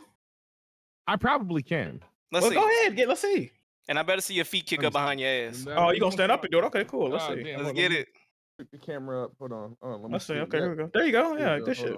I got it. What the hell? You unplugged it. Now you turned it off. This is like an OnlyFans. Because he did that, he definitely Carlton. That's gonna unplug. Yeah, those are. Yeah, well, Carlton-esque. Yeah. Oh, okay, there's the camera. Okay, hold on. He plugged though. Yeah, there we go. All right, there we go. That's it. Oh.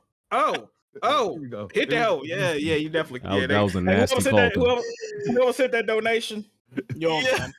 That was a nasty call. You own I've something. never seen a nigga put the swag surf with the Carlton. that was fun.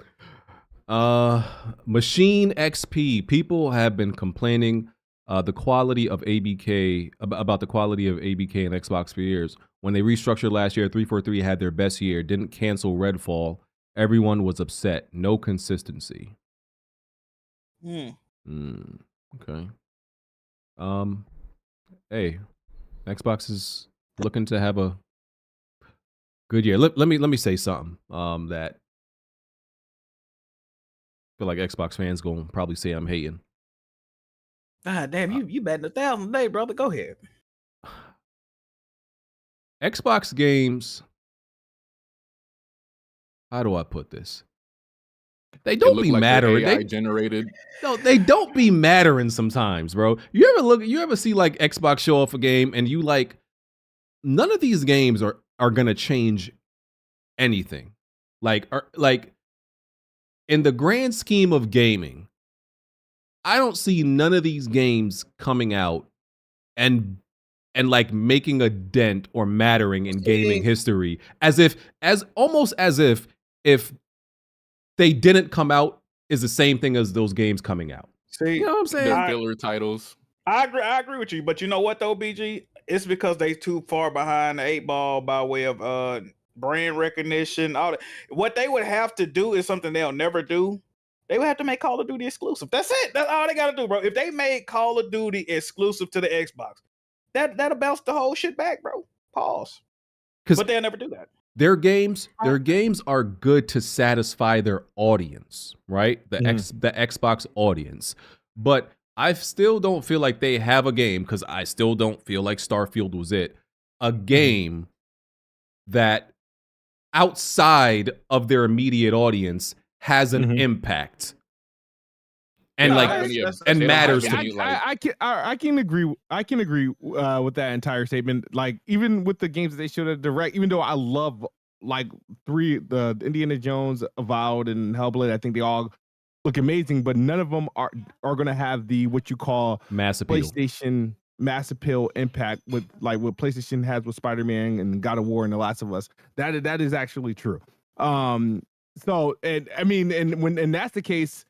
Yeah, like none of these games will not make a difference to anyone or the Xbox portions. And again, I'm not saying that to be a pony bot or to say BG's a pony, but it is actually true. I can understand that they haven't hit a game or selected a game or greenlit a game that was meant for mass appeal, with the exception of Starfield was supposed to be that, but it didn't do what it needed to do on that case. But yeah, I won't say you're wrong there. Yeah, none of their games feel like an event, like when a Smash Bros or something comes out and everybody's just locked in. Because all their games ain't got a bunch of game. Never mind. Let me stop. What you say? What did you say? And all their games used to be an event. Like every game that Xbox used to release used to actually be an actual Halo event. 3 gotta be the Halo, biggest Gears, game ever, bro. Like Halo 3, that's crazy. They used to be literal events on the day it released. But now my school was a ghost town when Halo came out. Like nobody showed up and teachers refused to teach that. Bro. They waited till the next week. Didn't Halo 3 like shut down like Times Square or some shit? Like, bro, it was on TV live stream. Like, they'll never have well, first of all, they don't do physical games anymore, but they'll never have that. Yeah. So do y'all think in the long run that, because let's say Xbox stops doing actually stops selling physical games sooner than everybody else. Is that going to hurt them in any way? Because I feel like that physical game loving audience, I feel like they're small and but they talk a lot. No, see, here's the thing. Here's the problem what I have with the Xbox and their ambitious decisions, right?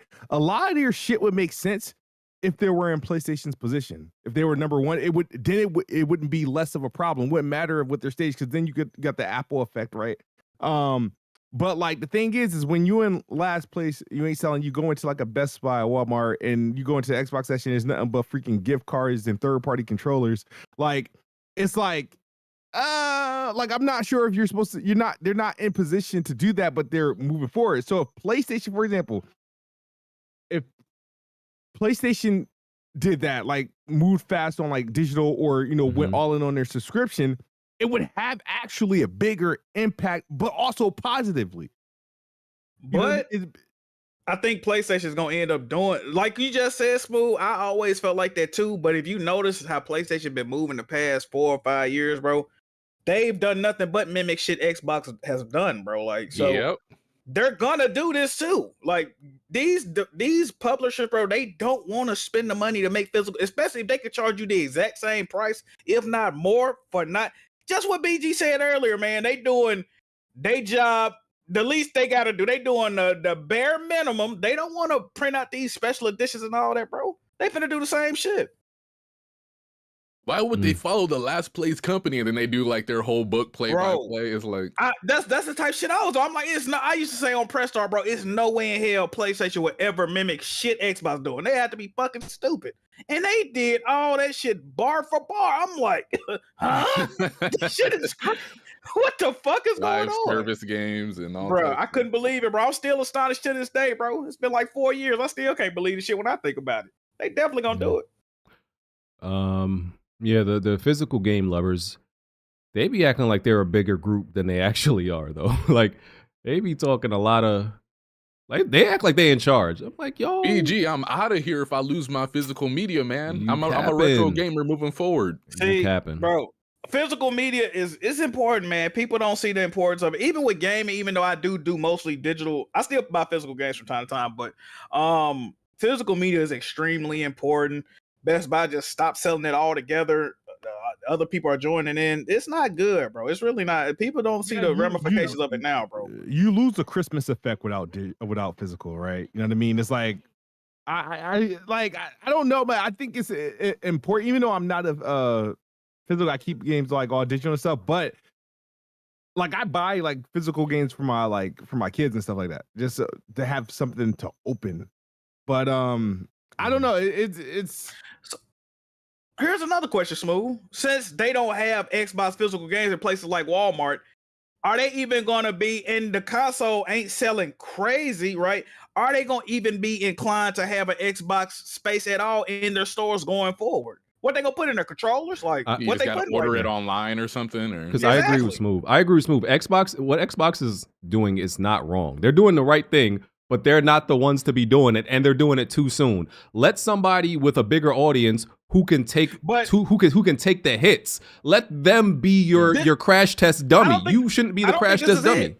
I don't think this is a hit for Xbox for the simple reason they've been conditioned since 2016. They've been conditioning their user base not to buy physical games. With the creation of Game Pass, they've told you all you need is the subscription service. You ain't got to buy no more games.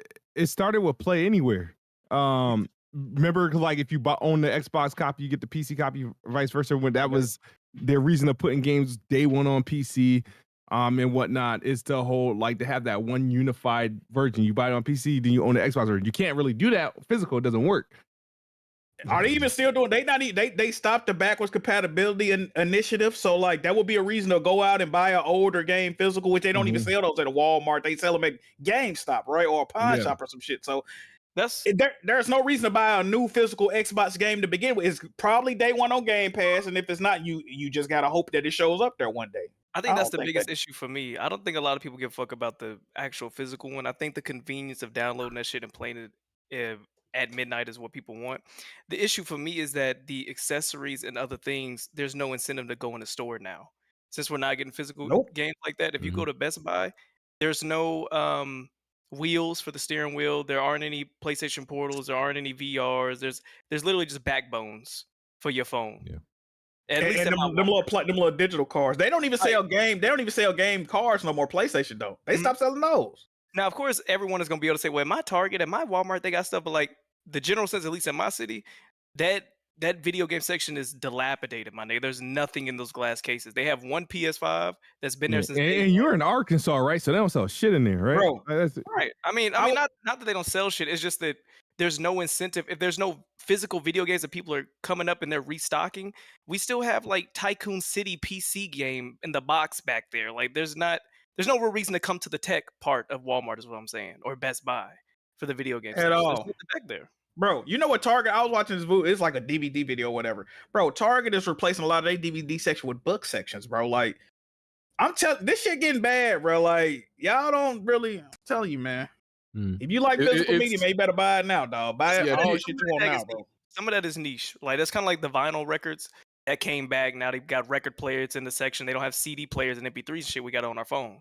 Books is kind of like that. People are kind of, and it's a whole nother topic, but they're getting away from the e-ink readers and the audio. Niggas starting to learn how to read. I don't like this shit. Really they're trying to make that a thing. Like they're trying to make physical hardcovers a thing. They're learning how to read, but their comprehension still isn't quite there. They can read a book, but when it come to reading a fucking 280 character tweet, they lose. That's why all they sense lead. I'll put on Twitter like, what do you guys mean Pokemon doesn't have competition? You got Shin Megami Tensei, Yokai Watch, Dragon Quest Monsters, Digimon, all these monster taming games, and they were like, yeah, but those games don't sell as much as Pokemon. I'm like, yeah, they're not selling as much as Pokemon because you're not buying them. But those games are niche. I'm like, okay, you know what? Buy one. Log off, man. Buy one BBL, get one free. 2024. Huh? 2024. Oh, I thought you was offering. I'm about to say me and Alex. No. Oh, I don't have any BBLs for sale. 2024. Another year with low budget games getting huge success, but publishers still focusing only on AAA. Bring back AA single A games. Need my NFL Blitz, NBA Streets, etc. Never getting them again, brother. Call it Nintendo. Well, when they bring them games back, we got the what was that? The NBA. What was that bullshit? Playgrounds. That game fucking sucked though. Yeah, I played that. But, they tried to have like a That game stunk, bro. Hey Jack, who was in the Discord that was swear up and down that shit was fun? Was that Takeoff? It was some fun. It would have had to been. It would have had to been. It was somebody in there. I don't know.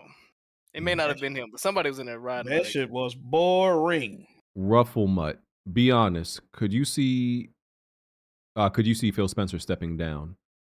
Yeah, but not because of anything bad, but because of old ladies is supposed to be his. No, she already replaced him, right? Yeah, Sarah Bond already got a new position. Yeah, Sarah Bond got his position right, now.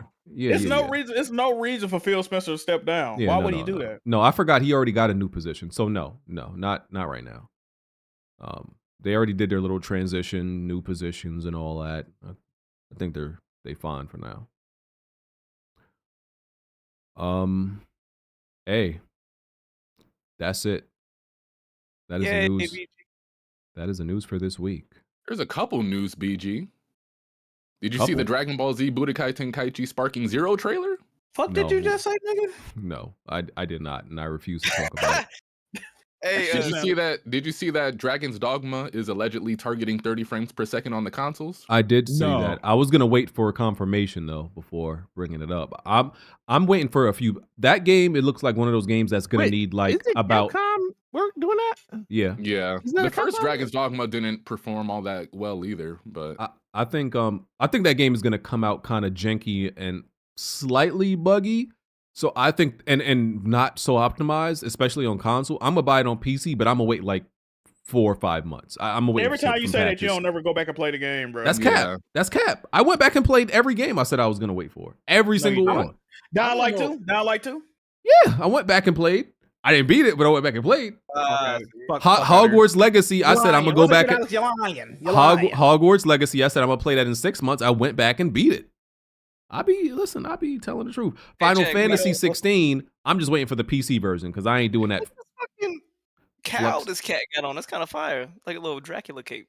Yeah. Jack, we owe Takeoff an apology. An irate Takeoff just messaged me and said, "Nigga, that was not me." So who was it? I don't know. Well, you brought his name up. I ain't do that. Oh, you going down with me? So let's go. Pause. Let's go. Did she get fixed or something this past week? No, he has this where where they have the original surgery. He got the surgery a long time ago, but some cats get allergies sometimes, right? And they start their version of scratching is licking. So they'll lick in one spot until it could sometimes get like aggravated. So so they don't have hands, so they kind of gotta figure it out. So got to keep them from licking for a little bit. Is that the cat that tried to fuck Smooth up that one time? Is that the cat? None of my cats didn't do that. Shit me. Shit me. Them cats was whooping Smooth ass when he was in there. You don't remember that? Oh man. I think we can get out of here. Let me see. Any multiplayer games for you all this week? Anything? Suicide Squad BG, you ready? Oh yeah, people not reviewing that. They said they ain't get the review code. Oh, bro, yeah, we definitely gotta do that, yo. So Rocksteady pretty much just said F an embargo, F a review period, everybody getting the thing at the same time. So I wish more developers would do that, honestly. But that's kind of a finesse though, right? Because now IGN on some shit like we ain't gonna even review that shit at all. Right? It all started for IGN because remember their preview, they said we played hours of Suicide Squad and we didn't like it. But it was like, bro, like that their preview, or well, Destin wrote it. His preview was kind of like really like a bad look for the game, and they left a sour taste, and not even the developer's mouth, but also the reader's mouth, because I think he was coming from a perspective of what the game isn't versus whatever the game was and whatnot. So people thought it was like, yo, he's coming at it funny, and now people are buying and supporting the game because there can't be any review bias. I mean, people are still going to bomb the game, shit on the game, but they kind of gave the middle finger to a lot of the publications by making that decision. Yeah, Bethesda did that too. That's why they only gave it to Xbox fans. One of the best decisions they ever done. I'm saying too many of these journalists trying to become superstars, man. Everybody wants to become the next Jason Schreier. Now you know more journalists than the publications they work for. They clout demons. Yeah, it's Schreier, it's Tom. Was it Tom Warren? And there's the other one. Dustin LeGarry. One of the bitch niggas got me blocked. I can't remember the name, dog. It's Tom something. Tom Henderson. Yeah, Tom. It's probably It's a lot. It's a lot of them now. There's about a good like 10 journalists that everybody knows, and we don't know what publication they work for because they got freaking internet famous for their leaks, their reviews on popular games. You're bringing up a good point, Smooth. I feel the same way about these gaming executives, bro. We know all these gaming executives, what they ate for lunch, but we don't be knowing nothing about the fucking games coming out. Like niggas be hitting up you, hey, how's your day, brother? Bitch, where the fuck the games? I don't give a fuck about your day, man. Fuck is you talking about? Like, you right, Smooth. It's getting bad, bro. We know all the fucking gaming what's these motherfuckers? Not insiders. What's the shit? I don't fucking know. Influencers. We know all these bitch ass niggas. We don't be knowing shit about these games for real, bro. You right, bro. Buzz 27. These gaming layoffs are like a bad pattern. I'm worried. he said it like that. Disclaimer. I'm worried the industry is going the way of Sega Saturn. Come on, bro. It's a gaming concernerin? What? Concernerin. You just gonna put that on everything. Listen, I'm just reading what it says. All right. Fire. Alice, I see this picture, bro. Fuck you. Which one? All right, bro. All right. It's time for us to get out of here. Going to After Dark. We've covered everything. Kind of a light week. Not mad at that. We didn't discuss a single topic I actually cared about, BG. That's a record, brother. Yeah, I know. I was looking at your picture. You're like, dang, Jack, you okay? You look sad down there. Man, I am sad, bro. And I've been losing money all fucking day on these sports bets, man. It's bad, bro. It's really fucked up out in these streets, Blanchard. I got to tell you, bro. Yeah. What day we doing the Helldivers 2 stream? Ain't nobody playing that shit, man. I'm gonna be playing. You already bought it, you big. I'm gonna be playing on. I ain't playing shit, bitch. I'm live streaming the Friday it come out. Jack, come and play, bro. Come to the party. Squad up. You being a little hoe, dog. Come on. Yeah, either that or Suicide Squad, Jack. Like being a little. So they just yeah. think they the shit. They not even a fight. I be going hard. God. Yeah. Hey, that's that shit right there. Female beef is BGB trash. thick, but I'm thicker. Bro, do you think she ever gonna put out like a fart video, bro? We can only imagine. That's your fetish? That's gonna be a banger right there. No, I'm just asking a question. She the one always talking about farting and shit. Okay. She know what the people want to see, man. Come on, man. Right. Who you talking about? You know what I'm talking about. I actually have no idea who you're talking about. He's talking about Ice Spice. You know what I'm talking about. Oh, okay. I knew he was gonna do that. Oh, that jigaboo. I knew he was gonna get mad You at me. gonna tap Ben Blandrew? What we doing? You tapping into that? I've never heard one of her songs, but she's an attractive woman. You a bitch ass nigga, Blandrew. No, she is not. She looked like one of them. She looked like too many chromosomes. I'll say that. She kind of got that little down syndrome. Keep saying that. That's sexy though. You ain't never seen a sexy Down syndrome chick with just the before, right amount of downs, it's pretty attractive. Exactly. Them retarded looking chicks be looking. Yeah, they be sexy. Bro. All right, y'all are getting crazy and offensive. Not that I buy. I like my women like they can't read that good. Like that shit is sexy to me. You know what I mean? Okay. All right. Yeah. All right. Studios outros. Smooth.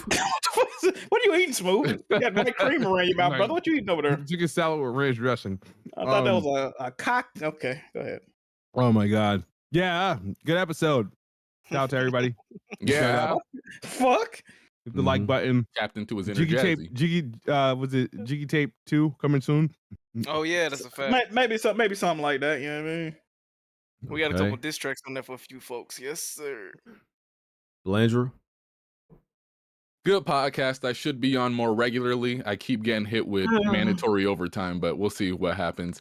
I just uploaded a video on my channel for Otogi. It's a Switch exclusive for Japan right now. Don't know if it'll come to the West, but definitely check that out if you're interested. And I got like 3 more videos that I'm currently working on. So Holy shit. That actually looks like a very fun game, Blanchard. it is a lot. I'm surprised a lot of people have been coming around to it. They're like, you know what, that looks interesting. I don't know if I'll buy it, but it looks pretty fun. Okay. Alex. Yep, this is a Deadly Headly Headbutt. Had a good time. Foam Stars and Helldivers 2 next week. And we're gaming. Yes, sir. Okay. Yeah, that is next week. Okay. And Jack. I don't fucking know, man. Hey, I don't know, man. Hopefully some good news come out tomorrow. Hopefully we get the announcement of the state of play. If not, I don't. I hope you land on your feet, man. There you go. Okay. We getting that Jack Move stream for State of Play? Should I do it, Blendy? Yes, sir. My favorite streamer in the community. Hey man, I do what I can do. You know what I mean? If they do a state of play, I'll be live for y'all boys, man. I appreciate that. Fight back, BG. Fight back. Yes, sir. All right. And I'm your host, Broken Games HDR. I will be continuing to live stream No Return. Have you beat it yet? Yeah, I've completed a run with Ellie, completed a run with Abby, almost completed a run with Lev. It's so weird, bro. I think Abby's cursed, bro. It took me so long to complete Abby's run, and I think Abby's a better character than Ellie or Lev. I got to Lev's last level in 5 tries. It took me forever to get to Abby's last run. I don't know why. Like everything was just going wrong. Each character got a different final boss or some shit like that. Yeah, they got different final boss. What you get from start to finish before the final boss is just completely randomized, but their final boss is very specific. Like Abby's is like a super stalker. You got to kill the super stalker while there's a whole bunch of like infected trying to kill you. Ellie is the it's pretty much the same thing you got from the campaign trying to kill the bloater in the arcade. Lev's is you have to kill one of the rattlers while he's got his squad around them, and they have like life bars, so it's not like just killing them like you normally do. They have like these long life bars, so yeah. And I'm still working on beating Prince of Persia, so yeah. You ever have a game and you're kind of just like you're looking forward to it, but then when it gets to you, you're kind of just like, Prince of Persia. That's how I am with Prince of Persia. Like I picked do it not up want to and play I'm this just like, shit, bro. I'm just At like, all. now that it's here, I don't know. Starting a game is sometimes the hardest thing for me. You know? It feel horrible. It's like starting a movie or a TV show. It's like, do I really want to do this shit? But I can go watch some shit I already watched. I'm comfortable with it. You know what I mean? I ain't got to be all the way locked in. Yeah. Like, Yeah. That's why I started Days Yeah, Gone bro. like 3 times, bro. Damn, bro. Yeah. All right, well, viewers, we love y'all with all our hearts. Very much. Y'all are the best. We couldn't do it without y'all. And we will catch y'all next week, I think. There's nothing I'm gonna be here next week, right? I think. We gonna be here next week. The week after that, y'all can go fuck yourselves. The Super Bowl Sunday. Oh yeah, Super Bowl Shouldn't Sunday. have been here today. It's Championship Sunday. We're not here, okay? Yeah. And can we address something real quick? All the people that get mad and say, "Well, why these guys always talk about they can't wait to end the podcast?" Do y'all know? As soon as we end this podcast, we immediately do another fucking. Okay, look, it's 6:58 right now, right? We do another podcast to sometimes around 2 a.m. my time. I don't want to hear shit about why we talking about we being together. We got to do another fucking podcast right after this, man. All this shit in one day. We doing 12 fucking hours of podcasting in one goddamn day. In a row. Facts. I don't get no break, bro. I don't want to hear that shit, man. They said stop screaming at us, Musty. Hey, We love you all very much. and hit that what's that shit called? Hit that Patreon. Yeah. So y'all can hear the extra podcast. Yep. We are going.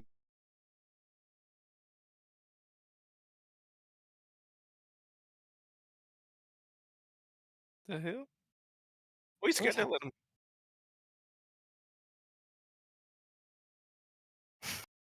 Hold on, bro. It's hot as hell here, bro. My mama. Pause. Yo. No. Ma. Hello? Ma. Right. Hello? Ma. Uh-huh. It's hot as hell in here. What did you say? It's hot as hell here. Can you turn that heat off? Oh, okay. All right. Thank you. All right. Fuck. Nigga, why is your mom? Why you mad at You have to call your mom, Jack. You can't just go up and do it yourself. Man, it's hot, man. I'm sitting here relaxing, man. Cuss your mama out, nigga. I didn't. You just said you ragged ass bitch. It's hot in here. That's I what said you it's hot. It's hot. It's really hot here, bro. Who I'm turned that heat dying. I off? can't breathe. I just canceled the outro because of that. I was like, who he calling? I'm sweating, bro. It's hot as fuck in here. Turn the heat off. Why did you bite your phone? Like you ain't gotta scream at your mom. I Like couldn't didn't imagine scream. I just calling said, can my you turn parents. I couldn't imagine calling my parents to have me do something when we're in the same While house. they're in the other room. Yeah. I just said, can you please? I said, can you please? I said, can you please turn the heat off? It's very warm in here. Jack, do you have pants? That's not the on right now? point. Do you have Do I have pants pants on? on? No, man. It's hot in here, bro. It's hot. I'm sweating. With no pants on, I'm sweating like this. This is getting crazy.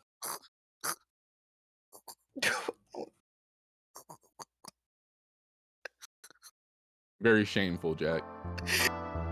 No. Right.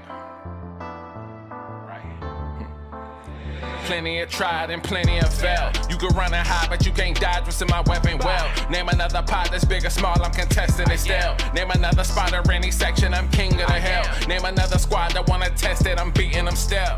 Bye. No, you can't dodge what's in my weapon well. Name another pot that's big or small, I'm contesting it still. Name another spot or any section, I'm king of the hill. Right. I know my bro King got me. See, that's a black bond that can't be broken. No Idris Elba, I'm a black bond. Dame in a scope and all black panel. You can never try playing us token. Yeah, we playing games, but now one of us playing or joking. Not at all. Oh wait. Then Jack Move came in with the trophies, God in a lane of its own. Like, how can you gamers approach me? Tell kids move to body you in Halo, then sing your family an angel emoji. You should've known, dog, you ain't got enough Series X's. Blind got all the answers, no, you ain't gotta ask Siri questions. All the latest gaming news gotta be here to check it. Since 2015 and beyond, I'm just here to respect it. When you at the top of your tier, it's a blessing. From the bottom, so no way we appear to be desperate. This for anybody doubting, I'm clearing a message. And if you ever had a problem, I'm here to correct. Plenty of fail. You can run and hide, but you can't dodge what's in my weapon well. Name another pot that's big or small, I'm contesting it still. Name another spot or any section, I'm king of the hill. Name another squad that wanna test it, I'm beating them still. No, you can't dodge what's in my weapon well. Name another pot that's big or small, I'm contesting it still. Name another spot or any section, I'm king of the hill. Right. I know what it is, man. Weapon Well Podcast, y'all know what we got in the building, man. We got BG.